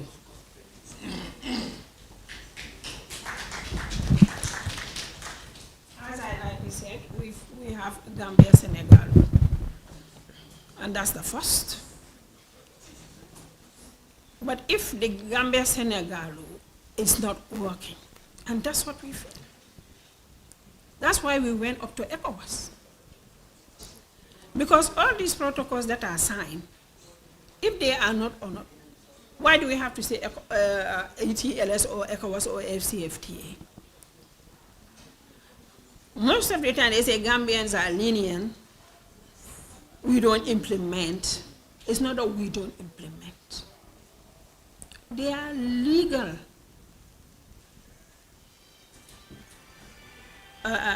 instruments laid down. And we have to follow those processes until we get stuck. And because we've been following these processes and we've seen no changes, that's why I took it up as a female and voiced it during an ECOWAS meeting. That was why that ECOWAS task force visited us first to make an investigation about really what we are saying on the ground. So it's not just that Gambia is not doing anything or we are afraid of Senegal. No, we are. But these are laid protocols with legal surveillance to look at what we are doing. And you can't just jump to say because Senegal is doing something wrong, so Gambia should also do the same thing wrong. No. We have to follow the protocols until when we get stuck. Because as my dad used to say, you must have what? A case. Okay. No. You have to listen. What I'm saying is, we are following the protocols, and how are we following the protocols? Is to have the Gambia-Senegal relationship first. Okay. Let me tell you, when it comes to business, you don't say because Senegal is doing this, so Gambia should do this. No, we have to have a case. And the case is, we've tried, Gambia-Senegal is not going. We've changed our processes. We've done everything. Okay. Now we've taken it up to ECOWAS. Now, let me tell you with the tariffs also. Maybe you don't understand how this tariff goes. The tariffs are harmonized. We go and sit together, and then we harmonize the same tariff. We are using the same tariff. That was why I said, because Gambia, we knew that we have the capacity to help our sister institution who is not. I'm not cutting you. Okay. We're blaming Senegal. Yes. But we also are doing most of the things that Senegal is doing. You wouldn't know as a Gambian, but it is happening. Our people that are in uniform are doing more or less. Maybe Senegal is more rigorous or whatever, you stronger than us. But there is also this type of thing that just a week ago I was at a funeral. Some Senegalese were coming to the funeral. We sat there, and some people were explaining how they were being harassed by the Gambian side, asked to pay 7,000 CFA with no receipts. So it's like it needs to be worked on. Maybe theirs is more aggressive, but it's also happening from our Gambian sides as well. So we have to be careful. Yes.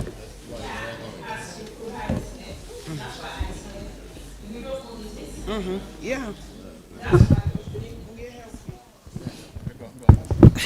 That's why I say we don't only say Senegal, because that's why we have the legal department now in GRA, and also at investigation unit.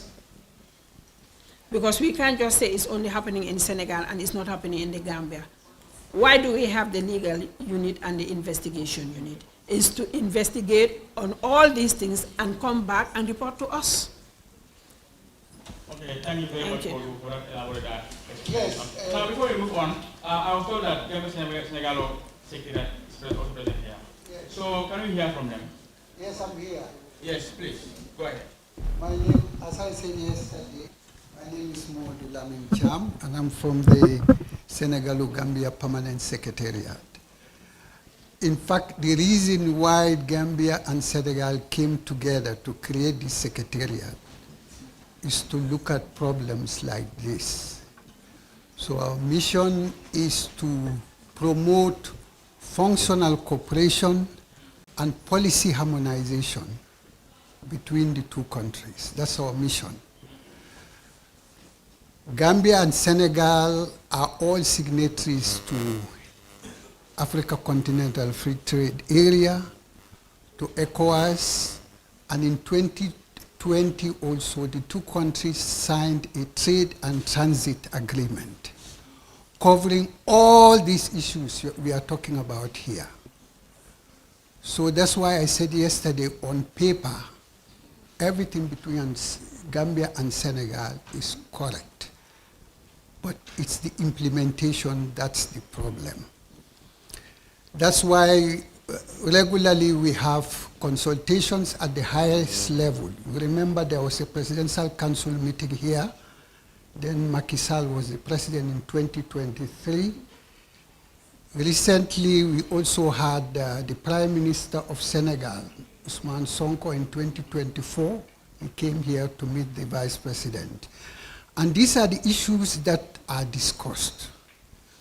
But the discussion is usually between the ministries, government officials. So what we are observing is, and it's not as noisy as the kind of discussions we have here. So I think the way forward is to make sure that civil society are invited at those meetings so that they sit face to face. We have the Senegalese civil society, private sector, as well as the Gambia, and we all sit in the same room and discuss these issues. Because when the civil servants sit together, it's not as noisy as I am hearing now. Okay. So I think that's the way forward. Thank you. Let me just say a word.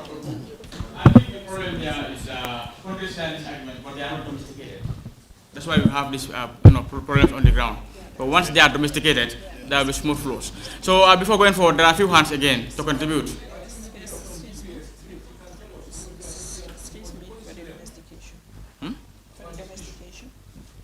Yes, domestication. Okay, you want to do okay?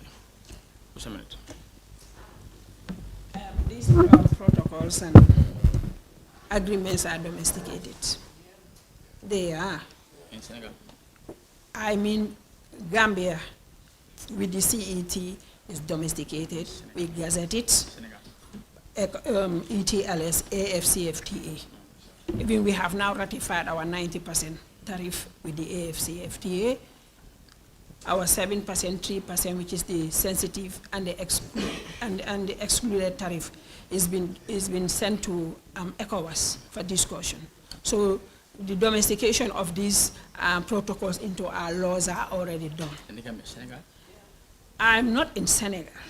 I'm saying my domestic laws. But what I know, and as he rightly said, and that was what I said yesterday, these people were represented when these policies are being taken. Okay.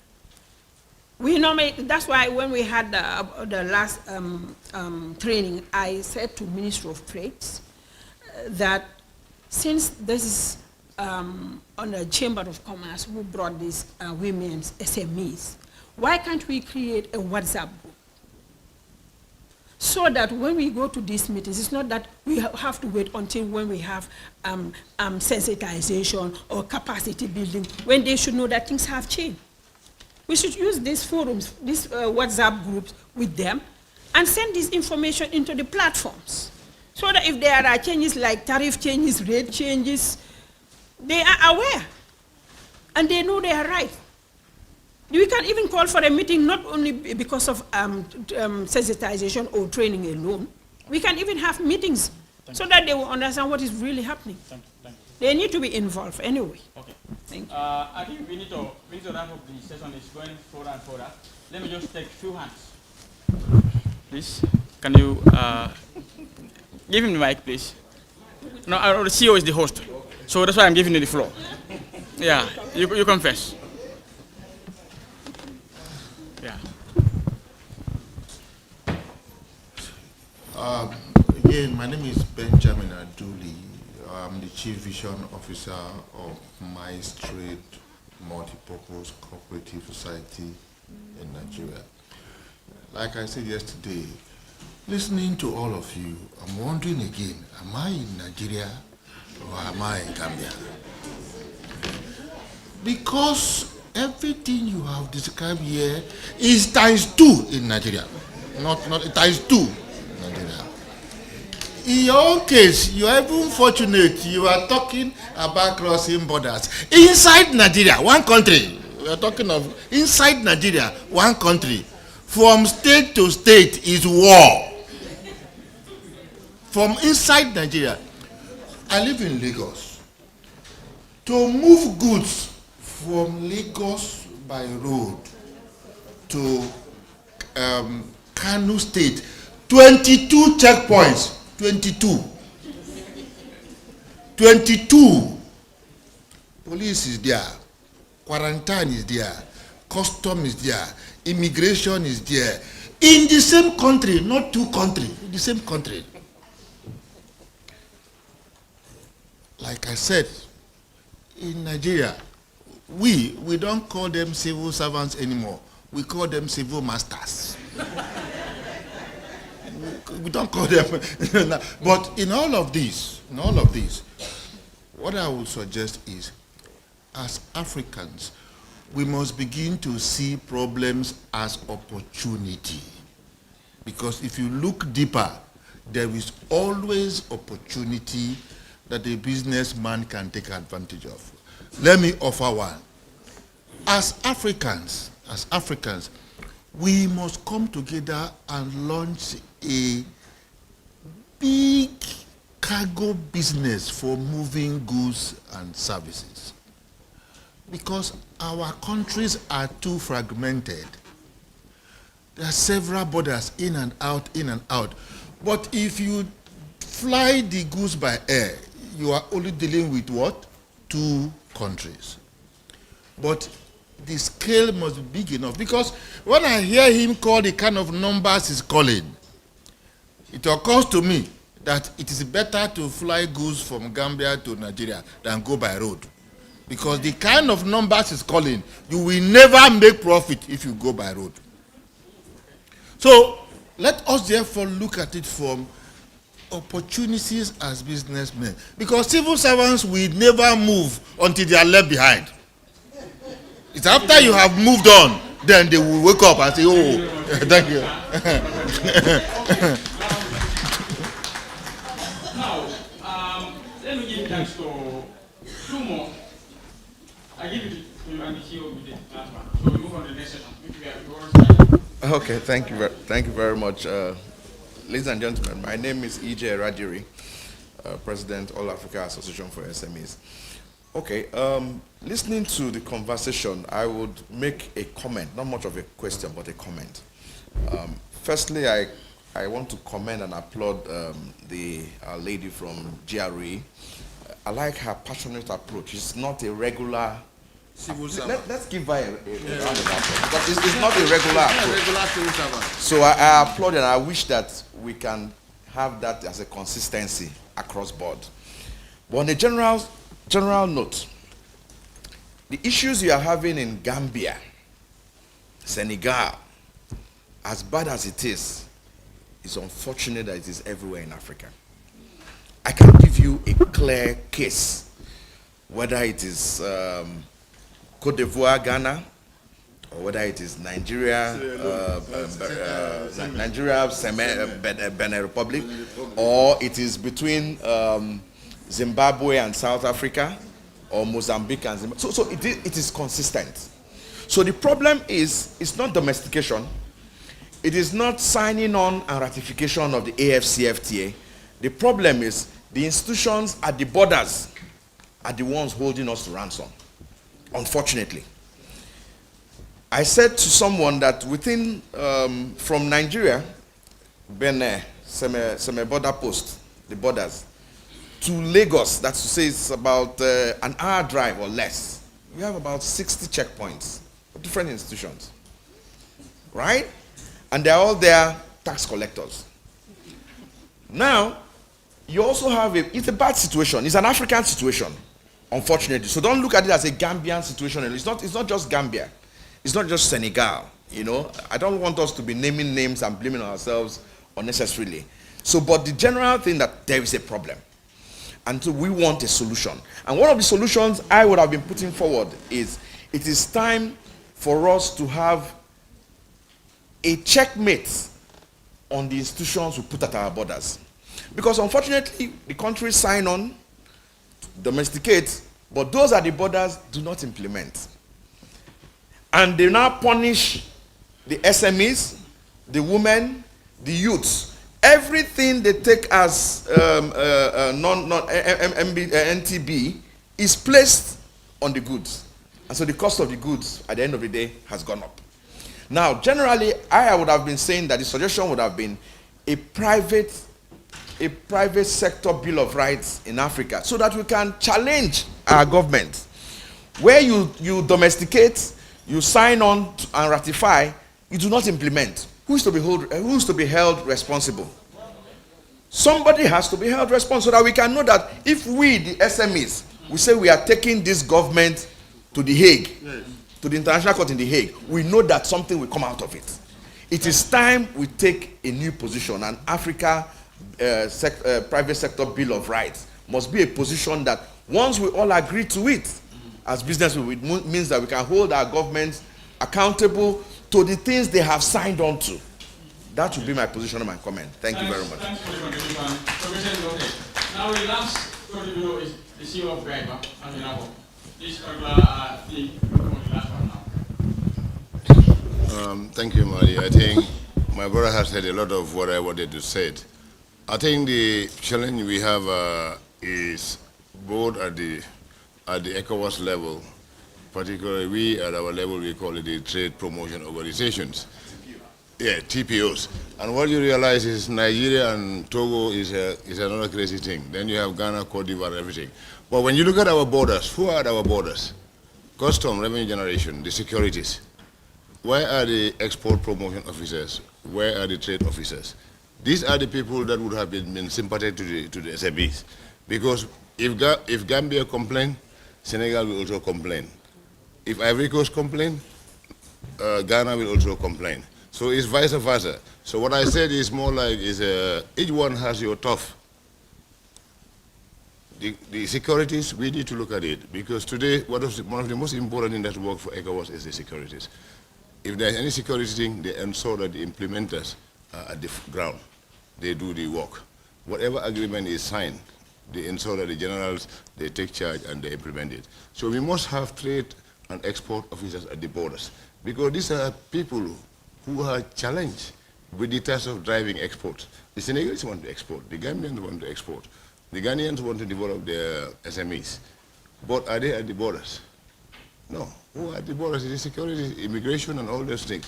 So, and the checkmate you are talking about, these trade officers would now serve as those checkmates because naturally those people will have an objective and a mandate to develop and grow businesses. Thank you. Thank you very much, before we continue, I would now like to recognize the president of other panelists who have just been added to the high table. The representative from the Gambia Youth Chamber of Commerce, Mr. Babukar Kebe, and also the rep from the Gambia Startup Chamber of Commerce. They are both present on the other side of the high table. So before I move to the next session, we deal with institutional collaboration. As we can see, different institutions coming to rescue the SMEs in the export terrain. That brings to light the importance of institutional collaboration to harness the participation of SMEs in the export market. But before we come to that one, let me just give the floor to Mr. Babukar Kebe to introduce himself and briefly give an account on how your institution is supporting SMEs to participate in the export activities. You looking at the AFCFTA and also the ECOWAS ETLS protocols. What are the challenges and what solutions do you have for SMEs, particularly women SMEs, to participate in these spaces? Mr. Kebe, the floor is yours, please.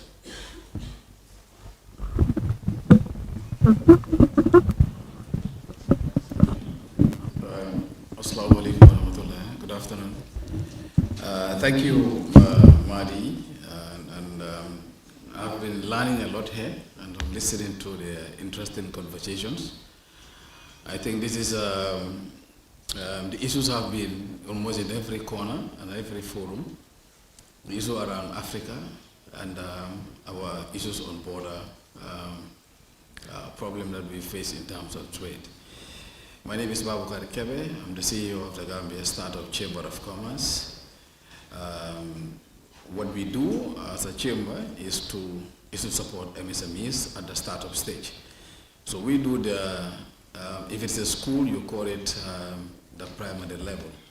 So we do the preparation of these MSMEs from the informal sector to formal and prepare them to be able to get their businesses on the line and be able to grow and export.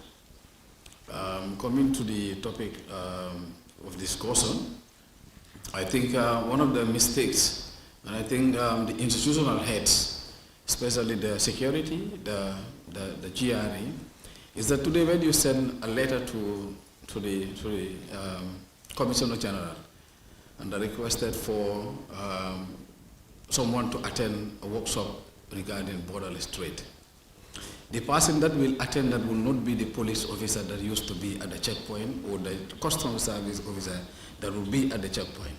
The person that will be in this room will be the person that sits on the AC, that drink the coffee and all that will be in this room. When they go to AU or ECOWAS and sign treaties and whatsoever agreements, the people that be at the border doing that harassment and whatsoever that we are complaining to, those don't even read or have access to the information. So the filtering of that information from the top officers to the people that are of concern, I think that's a breach in terms of our communications. And when you go there, you even ask them, do you know that we have ECOWAS say this and that? They say, hey, my friend, look, you don't even disturb me with ECOWAS. For Senegal borders, for example, there's no way going to Mali and all. I think the 1000 francs is now, in fact, like, it's a norm already that we took and practice, and it boils down to the MSMEs. And I think my brother over there from Nigeria said, I think there is need citizens to rise up. And when people rise, it's not only the civil society, and I think the business community should rise up. We should rise up to the tax, we should rise up to our duty bearers, and we should tell them what we are facing. It's been far too long that we gather here and we talk about issues, policy change, and all these things. You pass by Amdallah and they will tell you, look, some are food, whatsoever. The authority that you even call will not even listen. We heard about the border closure at the time with the Senegalese Union and all those things. They go there and said, we call the authorities. They said they will not listen to any authority. No vehicle whatsoever will not pass here. I think our states, our governments, that sits into trade agreements and all this. You know, Gambia, we believe now, or it is already part of us that we're good at, crafting very nice policies and documents. We have the best on paper and all that. But when it comes to the implementation, we're almost next to zero. And I think that needs to change. Thank you. Thank you very much, Mr. Kime, for that wonderful intro and elaboration. Now let's recognize Mr. Momodu Lamin Gassama of the DYC, representing the DYCC. Mr. Gassama, please go yourself and please talk of what services you have for the SMEs, women SMEs, to participate in the export space, and what are the challenges that you encounter with them? Yes, thank you very much. As you may know, the Gambia Youth Chamber of Commerce, we mainly focus on supporting MSMEs, and that is why since our inception, our priorities in terms of intervention is mainly focused in this sector of the entrepreneurship ecosystem. But also within the youth age bracket also you will realize that a significant proportionate are women.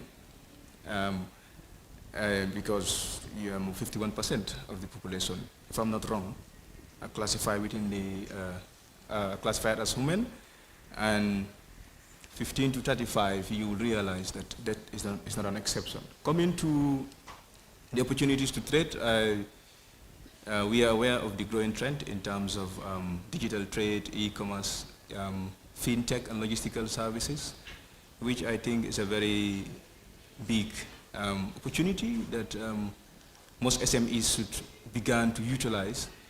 I understand that as developing countries, sometimes we are at a slow pace in catching up with some of these emerging trends in technology and digital commerce, but it is of imminent interest that we also try to enhance the capacities of these SMEs with the requisite skills in digital commerce, because if you don't have the requisite skill as an entrepreneur, as a proprietor, it becomes very much difficult for you to be able to explore most of the opportunities that are embedded in the markets. And of course, we know that the supply chain system is mainly dominated by the large-size enterprises. And sometimes this creates a bottleneck for the SMEs to be able to penetrate in terms of market access. For example, some of the food stores that we have within the sub-region, and also some of the wholesale delivery enterprises that we have across the region. So we must be able to provide that connectivity between these SMEs, either through a franchising process or through B2B processes and other available opportunities where some of the products that they have at a minimal scale or a low scale first could be enhanced in terms of standards, in terms of compliance, in terms of capacity, because we know cross-border trade also requires compliance with WTO trade rules, especially the harmonized agreements and frameworks, and therefore we need to ensure that these basic fundamentals are dealt with primarily in terms of improving their export readiness, and then I believe through that process we'll be able to harness with these strategic approaches. Is my time elapsed? Yeah. Okay. Thank you. Thank you very much, Mr. Lamin, from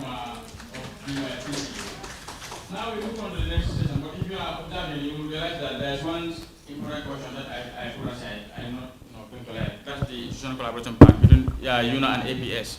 So I want to graduate that into the next session, which talks about institutional collaboration. Now I'll give the floor to the members from APS and also UNA. In terms of fintech services, what kind of collaboration do they have in place to make sure they have seamless processes for these SMEs, especially in the e-commerce space? So I give floor to Mr. Barrow of UNA to start, please.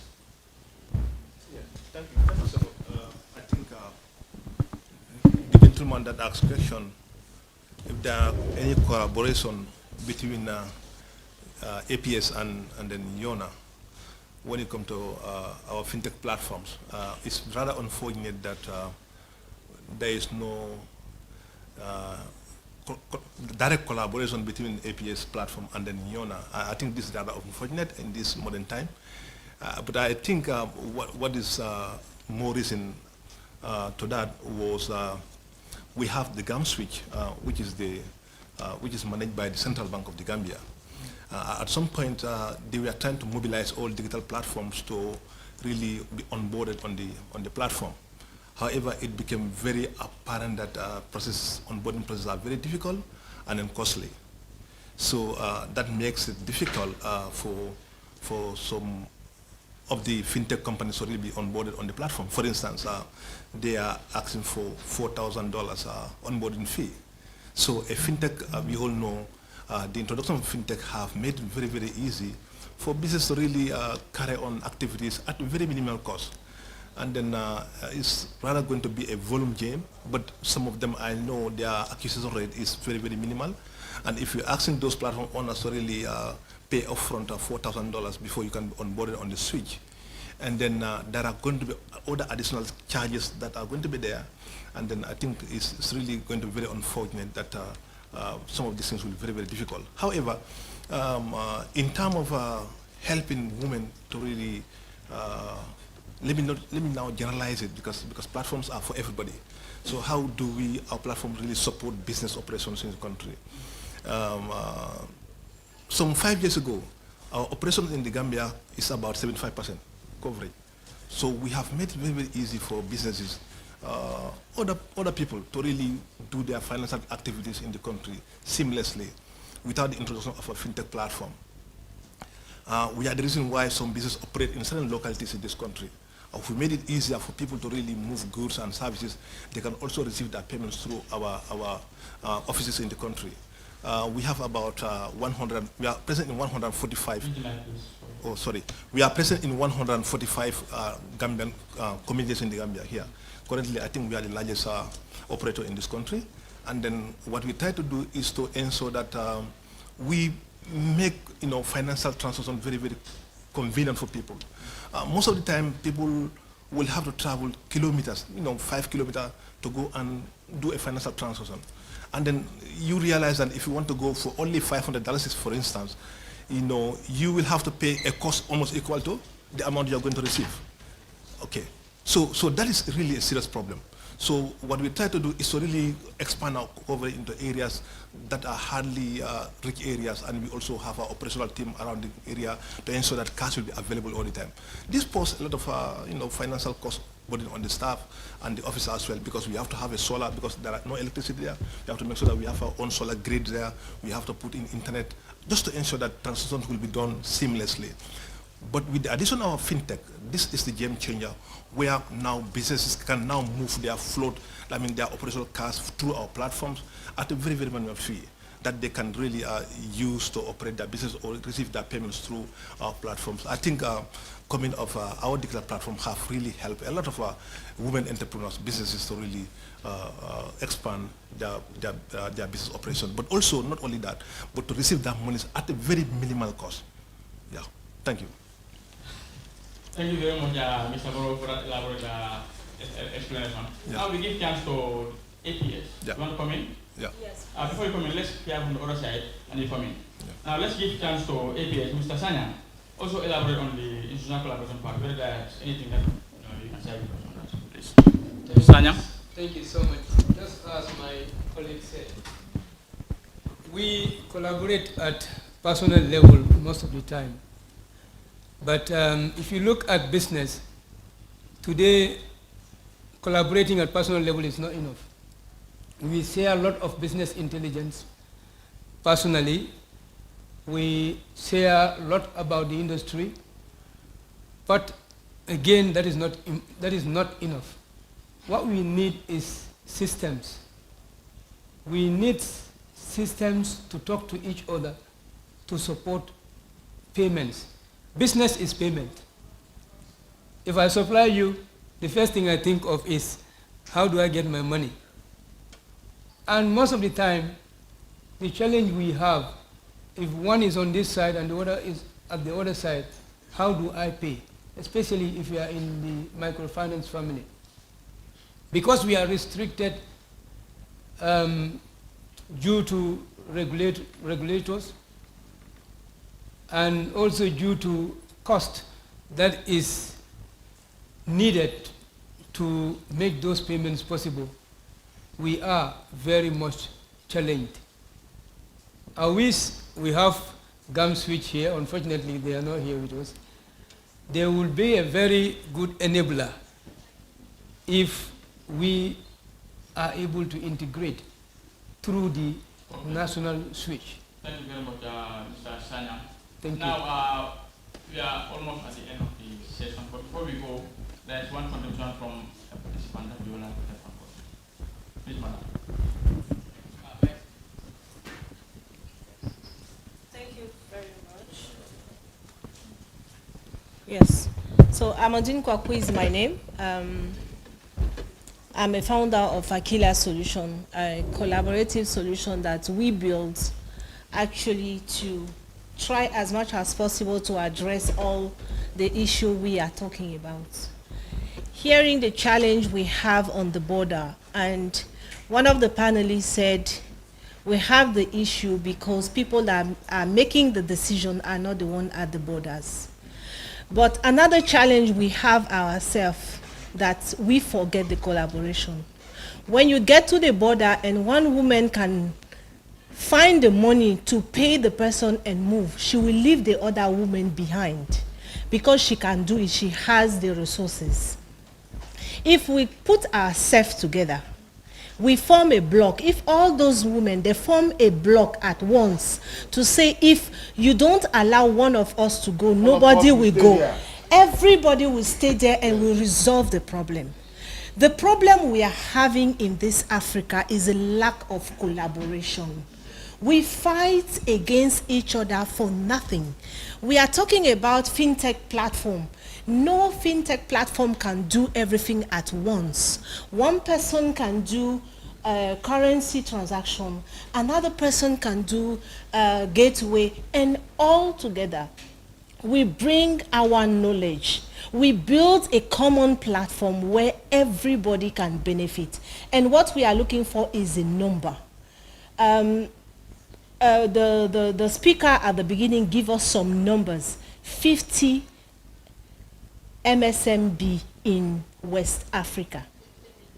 50 million.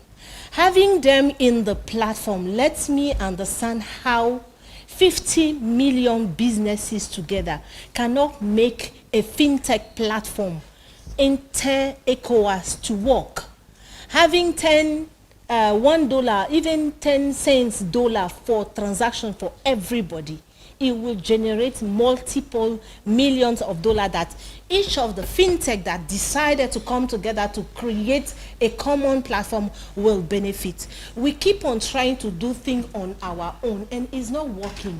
Let's form a block. Let's collaborate and forget the government, because the government has been doing policy for over years and years, and we will come back in 10 years. We will say the same thing again. Thank you. Okay, now we are at the very tail end of the session now. Without much ado, let me just give 1 minute to each panel on the high table to give a key message. Just one minute, not 30 seconds. That will be small. I think that will be very small for this garden. I think the key message here is collaboration.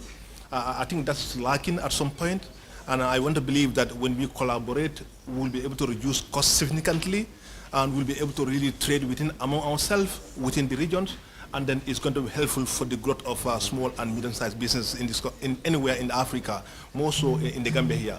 Because when you look at it ourselves, we are also exporting to some countries in like say in Guinea-Bissau.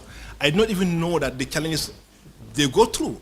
I've not been educated by my brother Mr. Sise here that the amount of money we pay, but maybe we have the financial muscles, some of these concerns we are not going to be faced by. But imagine some of the small businesses, imagine if they are going to pay almost about $1,000 on their goods and services that you're going to go and resell it. But how much can you sell them? I think this is a very big concern. I'm sure the authorities are here, and then they will take it to the next level. You have our support as microfinance businesses.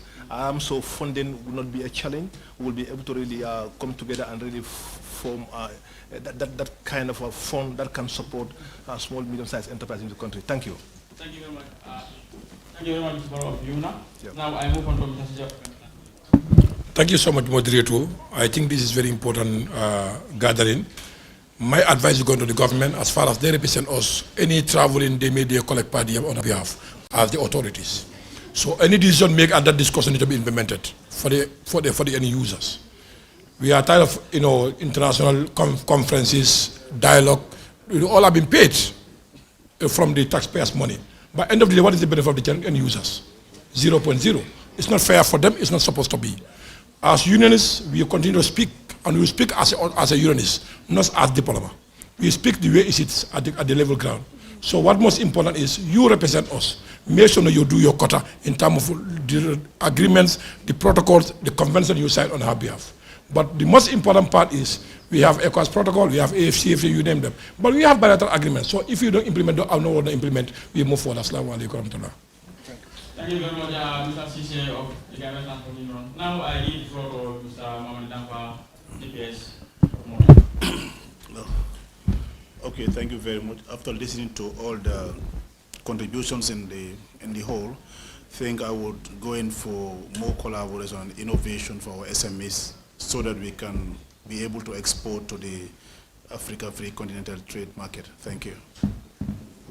Okay, thank you, Mamadi, for that swift rounding up.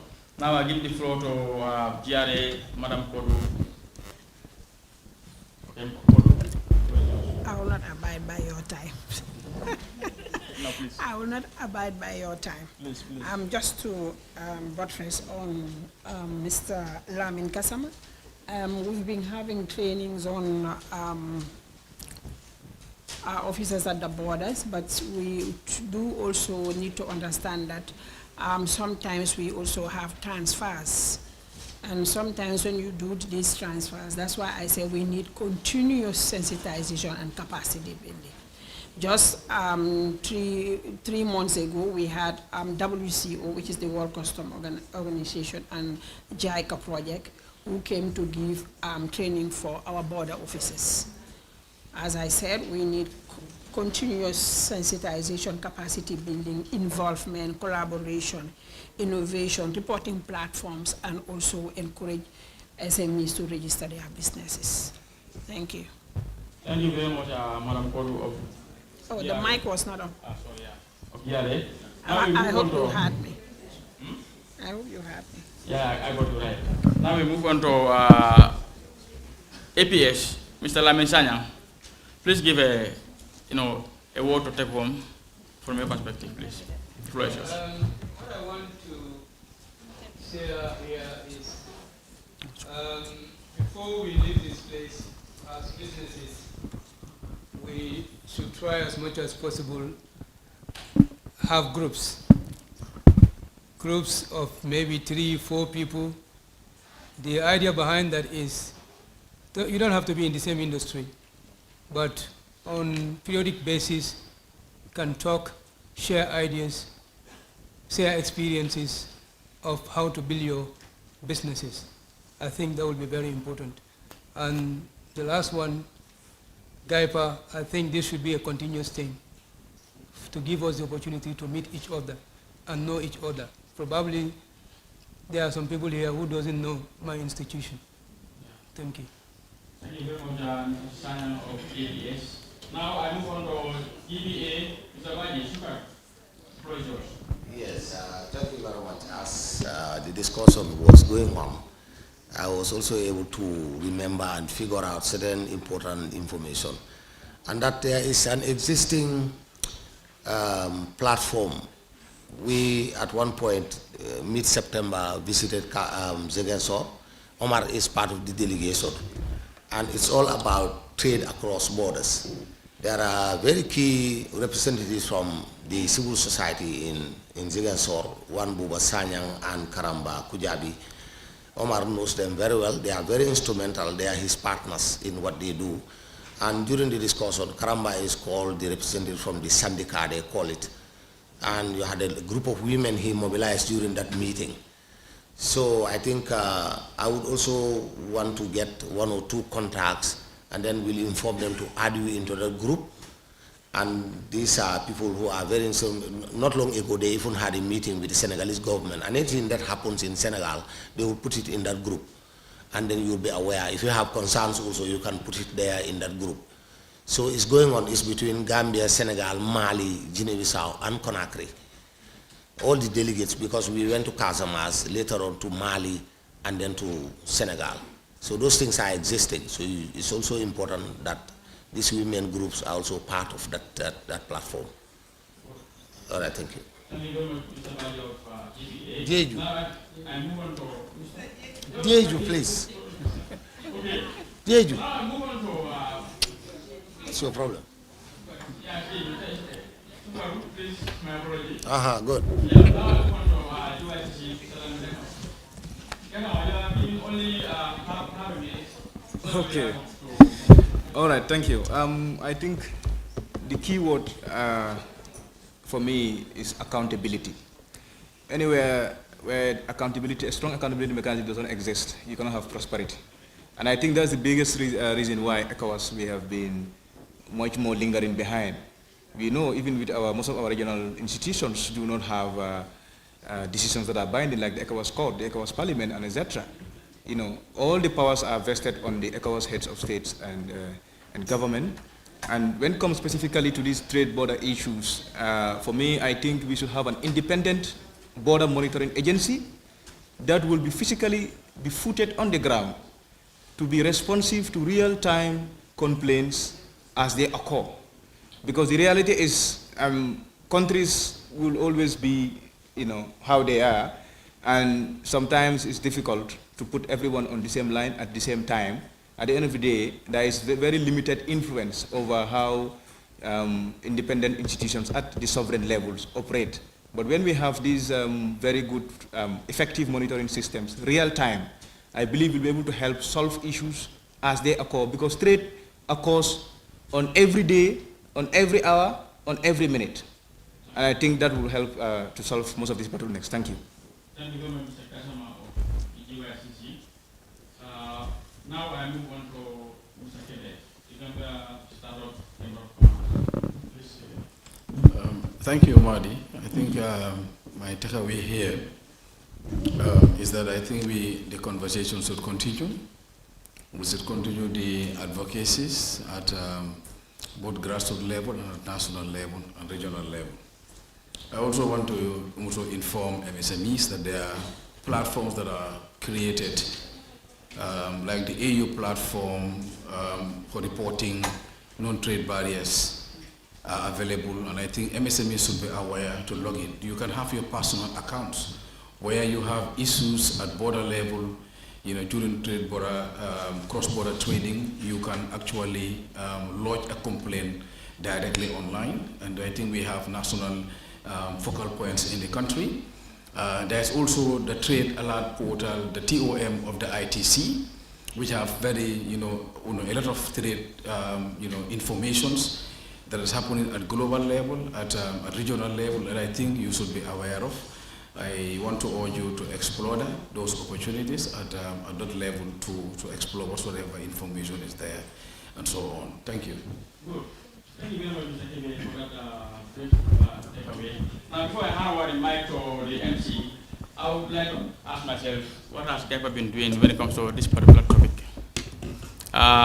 Cross-border issue was mentioned, capacity building was mentioned, challenges were mentioned in terms of finance, logistics, access to markets. I would like to, commend the ITC present here in this room for the construction of OSEC, one-stop entrepreneurship development center in Farafenye, that was built to be very, very close to the cross-border initiatives, activities going on around, the trade corridor in LRR. That center serves as a multi-purpose center for MSMEs, that are participating, particularly in the cross-border terrain. Not also forgetting a component of that OSEC, apart from the business development services that have been accorded there, the trade intelligence support. We also have a gender-based violence center, as mentioned by Code of GRA.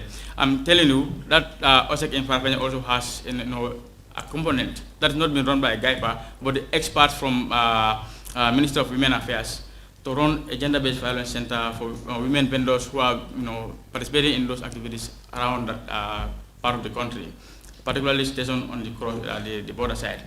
And also there are initiatives in GAIPA, like also the coming up of the special economic zones, which is a new development paradigm that the government of the Gambia is embarking on.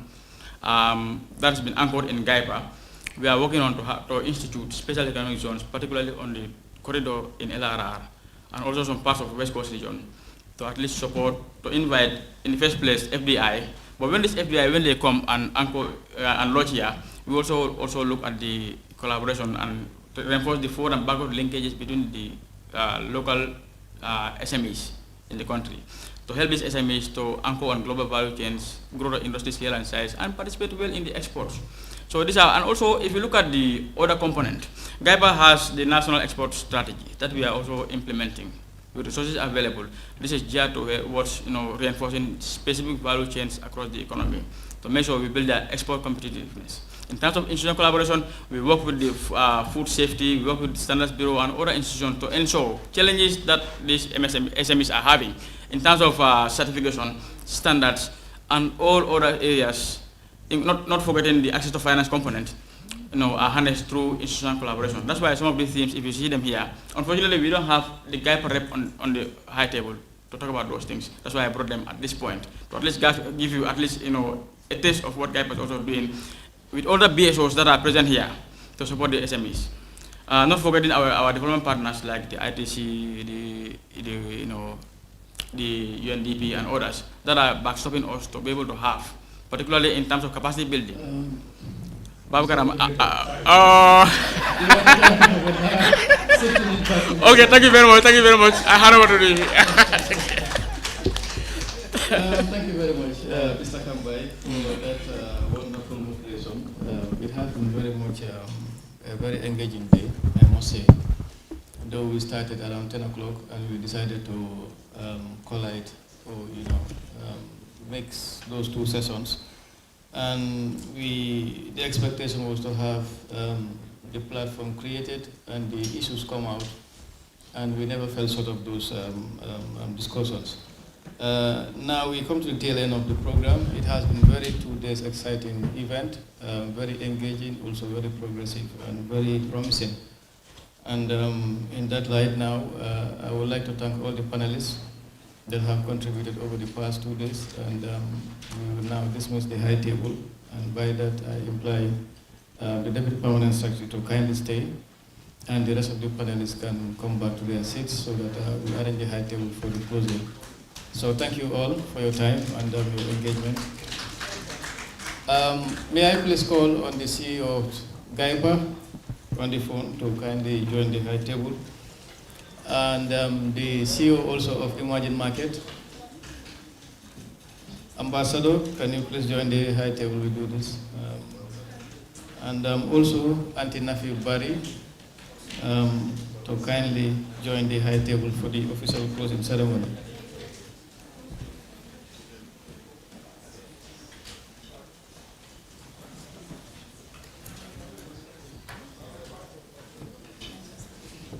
Auntie, with your wisdom of experience, kindly join the high table.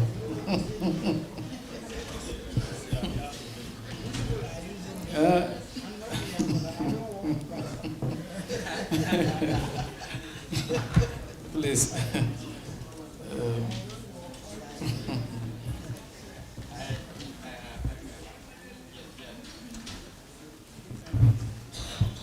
Thank you. Once again, thank you, ma'am.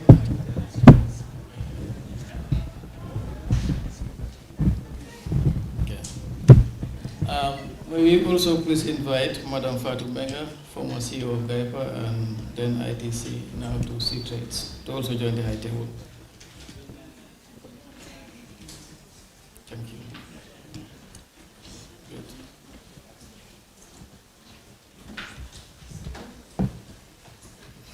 And before that, there has been an announcement that is coming from Mr. Jasper. That's the Secretary General of the All Africa Association of Small, Micro, and Medium-Sized Enterprises, that there will be 2 forums on SME that are going to be held in Togo, Lomé, from November 3rd to 5th, and the other one will be in Addis Ababa, Ethiopia, from 5th to 10th of November. So it's self-sponsorship, and all that are interested to attend, we'll provide you with the links if you reach out to us on how you need to attend or participate on those SMEs forums. The development partners are also here. Like we always say, you can always source out to them. And if you have a tangible proposal that they feel is compelling for them to finance or support, why not? So we call on to you not to just say, okay, self-sponsorship, we don't have money. Like way back in 2005 in Stirling University in Scotland, somebody told me, I was trying to develop a project and I wrote to 600 institutions. Not one responded. But he never got discouraged. And today, that guy is called Jennifer Corio. He's the founder of Global IT. So the same thing to you that are sitting down here. Don't only feel a self-sponsorship, I don't have money. Look at what is compelling for you to do there, approach it, sort support, guidance, and reach out. And you may be lucky. Now we have come to the conclusion of this 2-day event. And on the high table, once again, I will introduce right from the other side, the far right. That's Ambassador Zainab Muhammad, the CEO of Emerging Market Hub Nigeria. Next to her was the former GAIPA CEO, Ms. Fatou Benga Diallo. Now, then formerly ITC, and now C-Trades Coordinator in the sub-region and beyond. Next is Deputy Permanent Secretary Mamadi Damfa, ably representing the overseer of the Ministry of Trade, Industry, Regional Integration and Employment, Honorable Babukar Diop, now the Minister of Defense. And next to him is GAIPA CEO Ousseynou Senghor. And finally, Antinafi Bari, former Permanent Secretary, retired civil servant, and President of the Women Chamber of Commerce. We will just call on to Antinafi just to deliver a vote of thanks on behalf of the participants. And we allow the Deputy Permanent Secretary, ably representing the Honorable Minister, to just say a few words of closing, and that will wrap up this closing ceremony. You are welcome, Antinafi. Well, thank you very much, moderator. And good afternoon.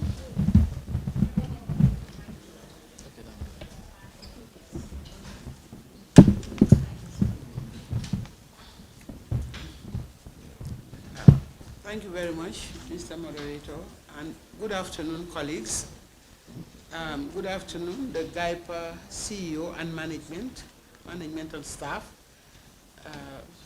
Mr. Damfa, representing the Ministry of Trade, Fatou, Mrs. Diallo, Fatou Menga Diallo, a dear colleague and a veteran in what we're doing, and Ambassador from Nigeria. You're welcome. I hope you were welcomed by everybody to the smiling coast of Africa.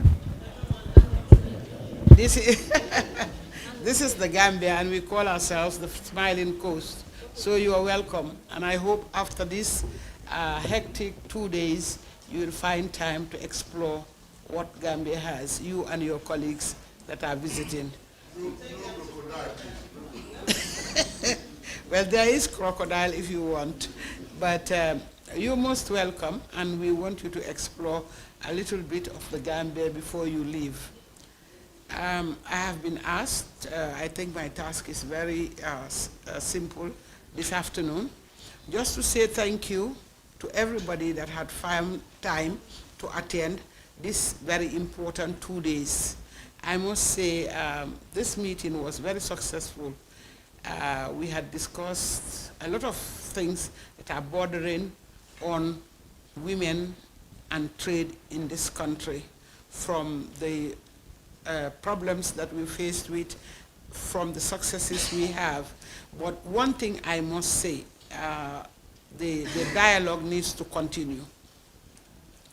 The other thing I want to say is that I think everybody in this room, there is not a person in the country, not even those that are doing business, but anybody you call upon in this country would tell you the key problems of this women in trade.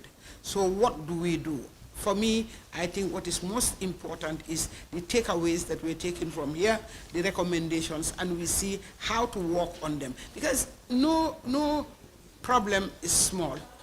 And I think if we make concerted efforts, we should be able to at least solve one of the problems, and that would be a plus to this very group. I'm referring to this group. We have various groups. The interventions are many. We have the ministries, we have the departments, we have the business support organizations. But from here, I think we can form a group and look at what have we spent these 2 days on and see what we can do. If we can succeed on one thing that is bordering on trade with women, I think we would have done a lot. So on that note, I want to thank everybody for coming and wish that the discussions would follow. Thank you.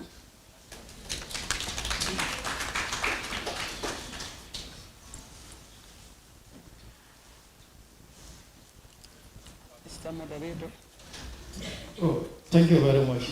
I think I've been called off that. Yes.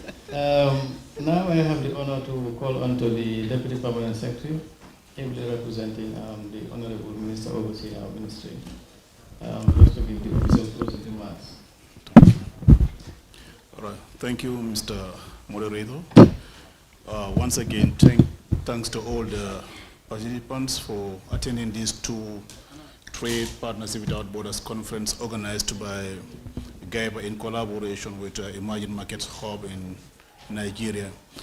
As a ministry, we are very much delighted to be part of this innovative program, proactivity. It is indeed very fitting at this crucial time because we've all seen how our women are thriving in the MSME sector. They've done a lot and they are still doing a lot because we all believe that and we all agree that MSMEs are catalysts for economic development and improvement of livelihood. They create jobs, they create livelihoods, and also they provide much needed foreign currency for our economic development. Now what is left now is for collaboration between ministries, agencies, and departments to ensure that what was discussed here since yesterday, we scale it up to another level, especially between our countries, between the Gambia, for example, and Senegal. We have existing protocols, we have existing agreements, both at ECOWAS level and also at the AU level, that's the continental level. Let us all make sure those things are documented. Wherever you have problems, ensure that it is documented and you send them to the relevant authorities. That's why we have the Senegalo-Gambian Permanent Secretariat represented here. So their main task is to make sure there is smooth facilitation of trade and other activities between the 2 countries. Again, I also urge GAIPA to ensure that these kind of events, this is not the end of the event. Let us make sure the recommendations are documented and shared with all the participants in this hall so that we can take it to another level. After saying that, on behalf of the Honorable Minister of Defense, who is currently overseeing the Minister of Trade, Industry, and Integration, I officially declare this conference closed. I thank you all for your kind attention. Thank you very much, Deputy Permanent Secretary.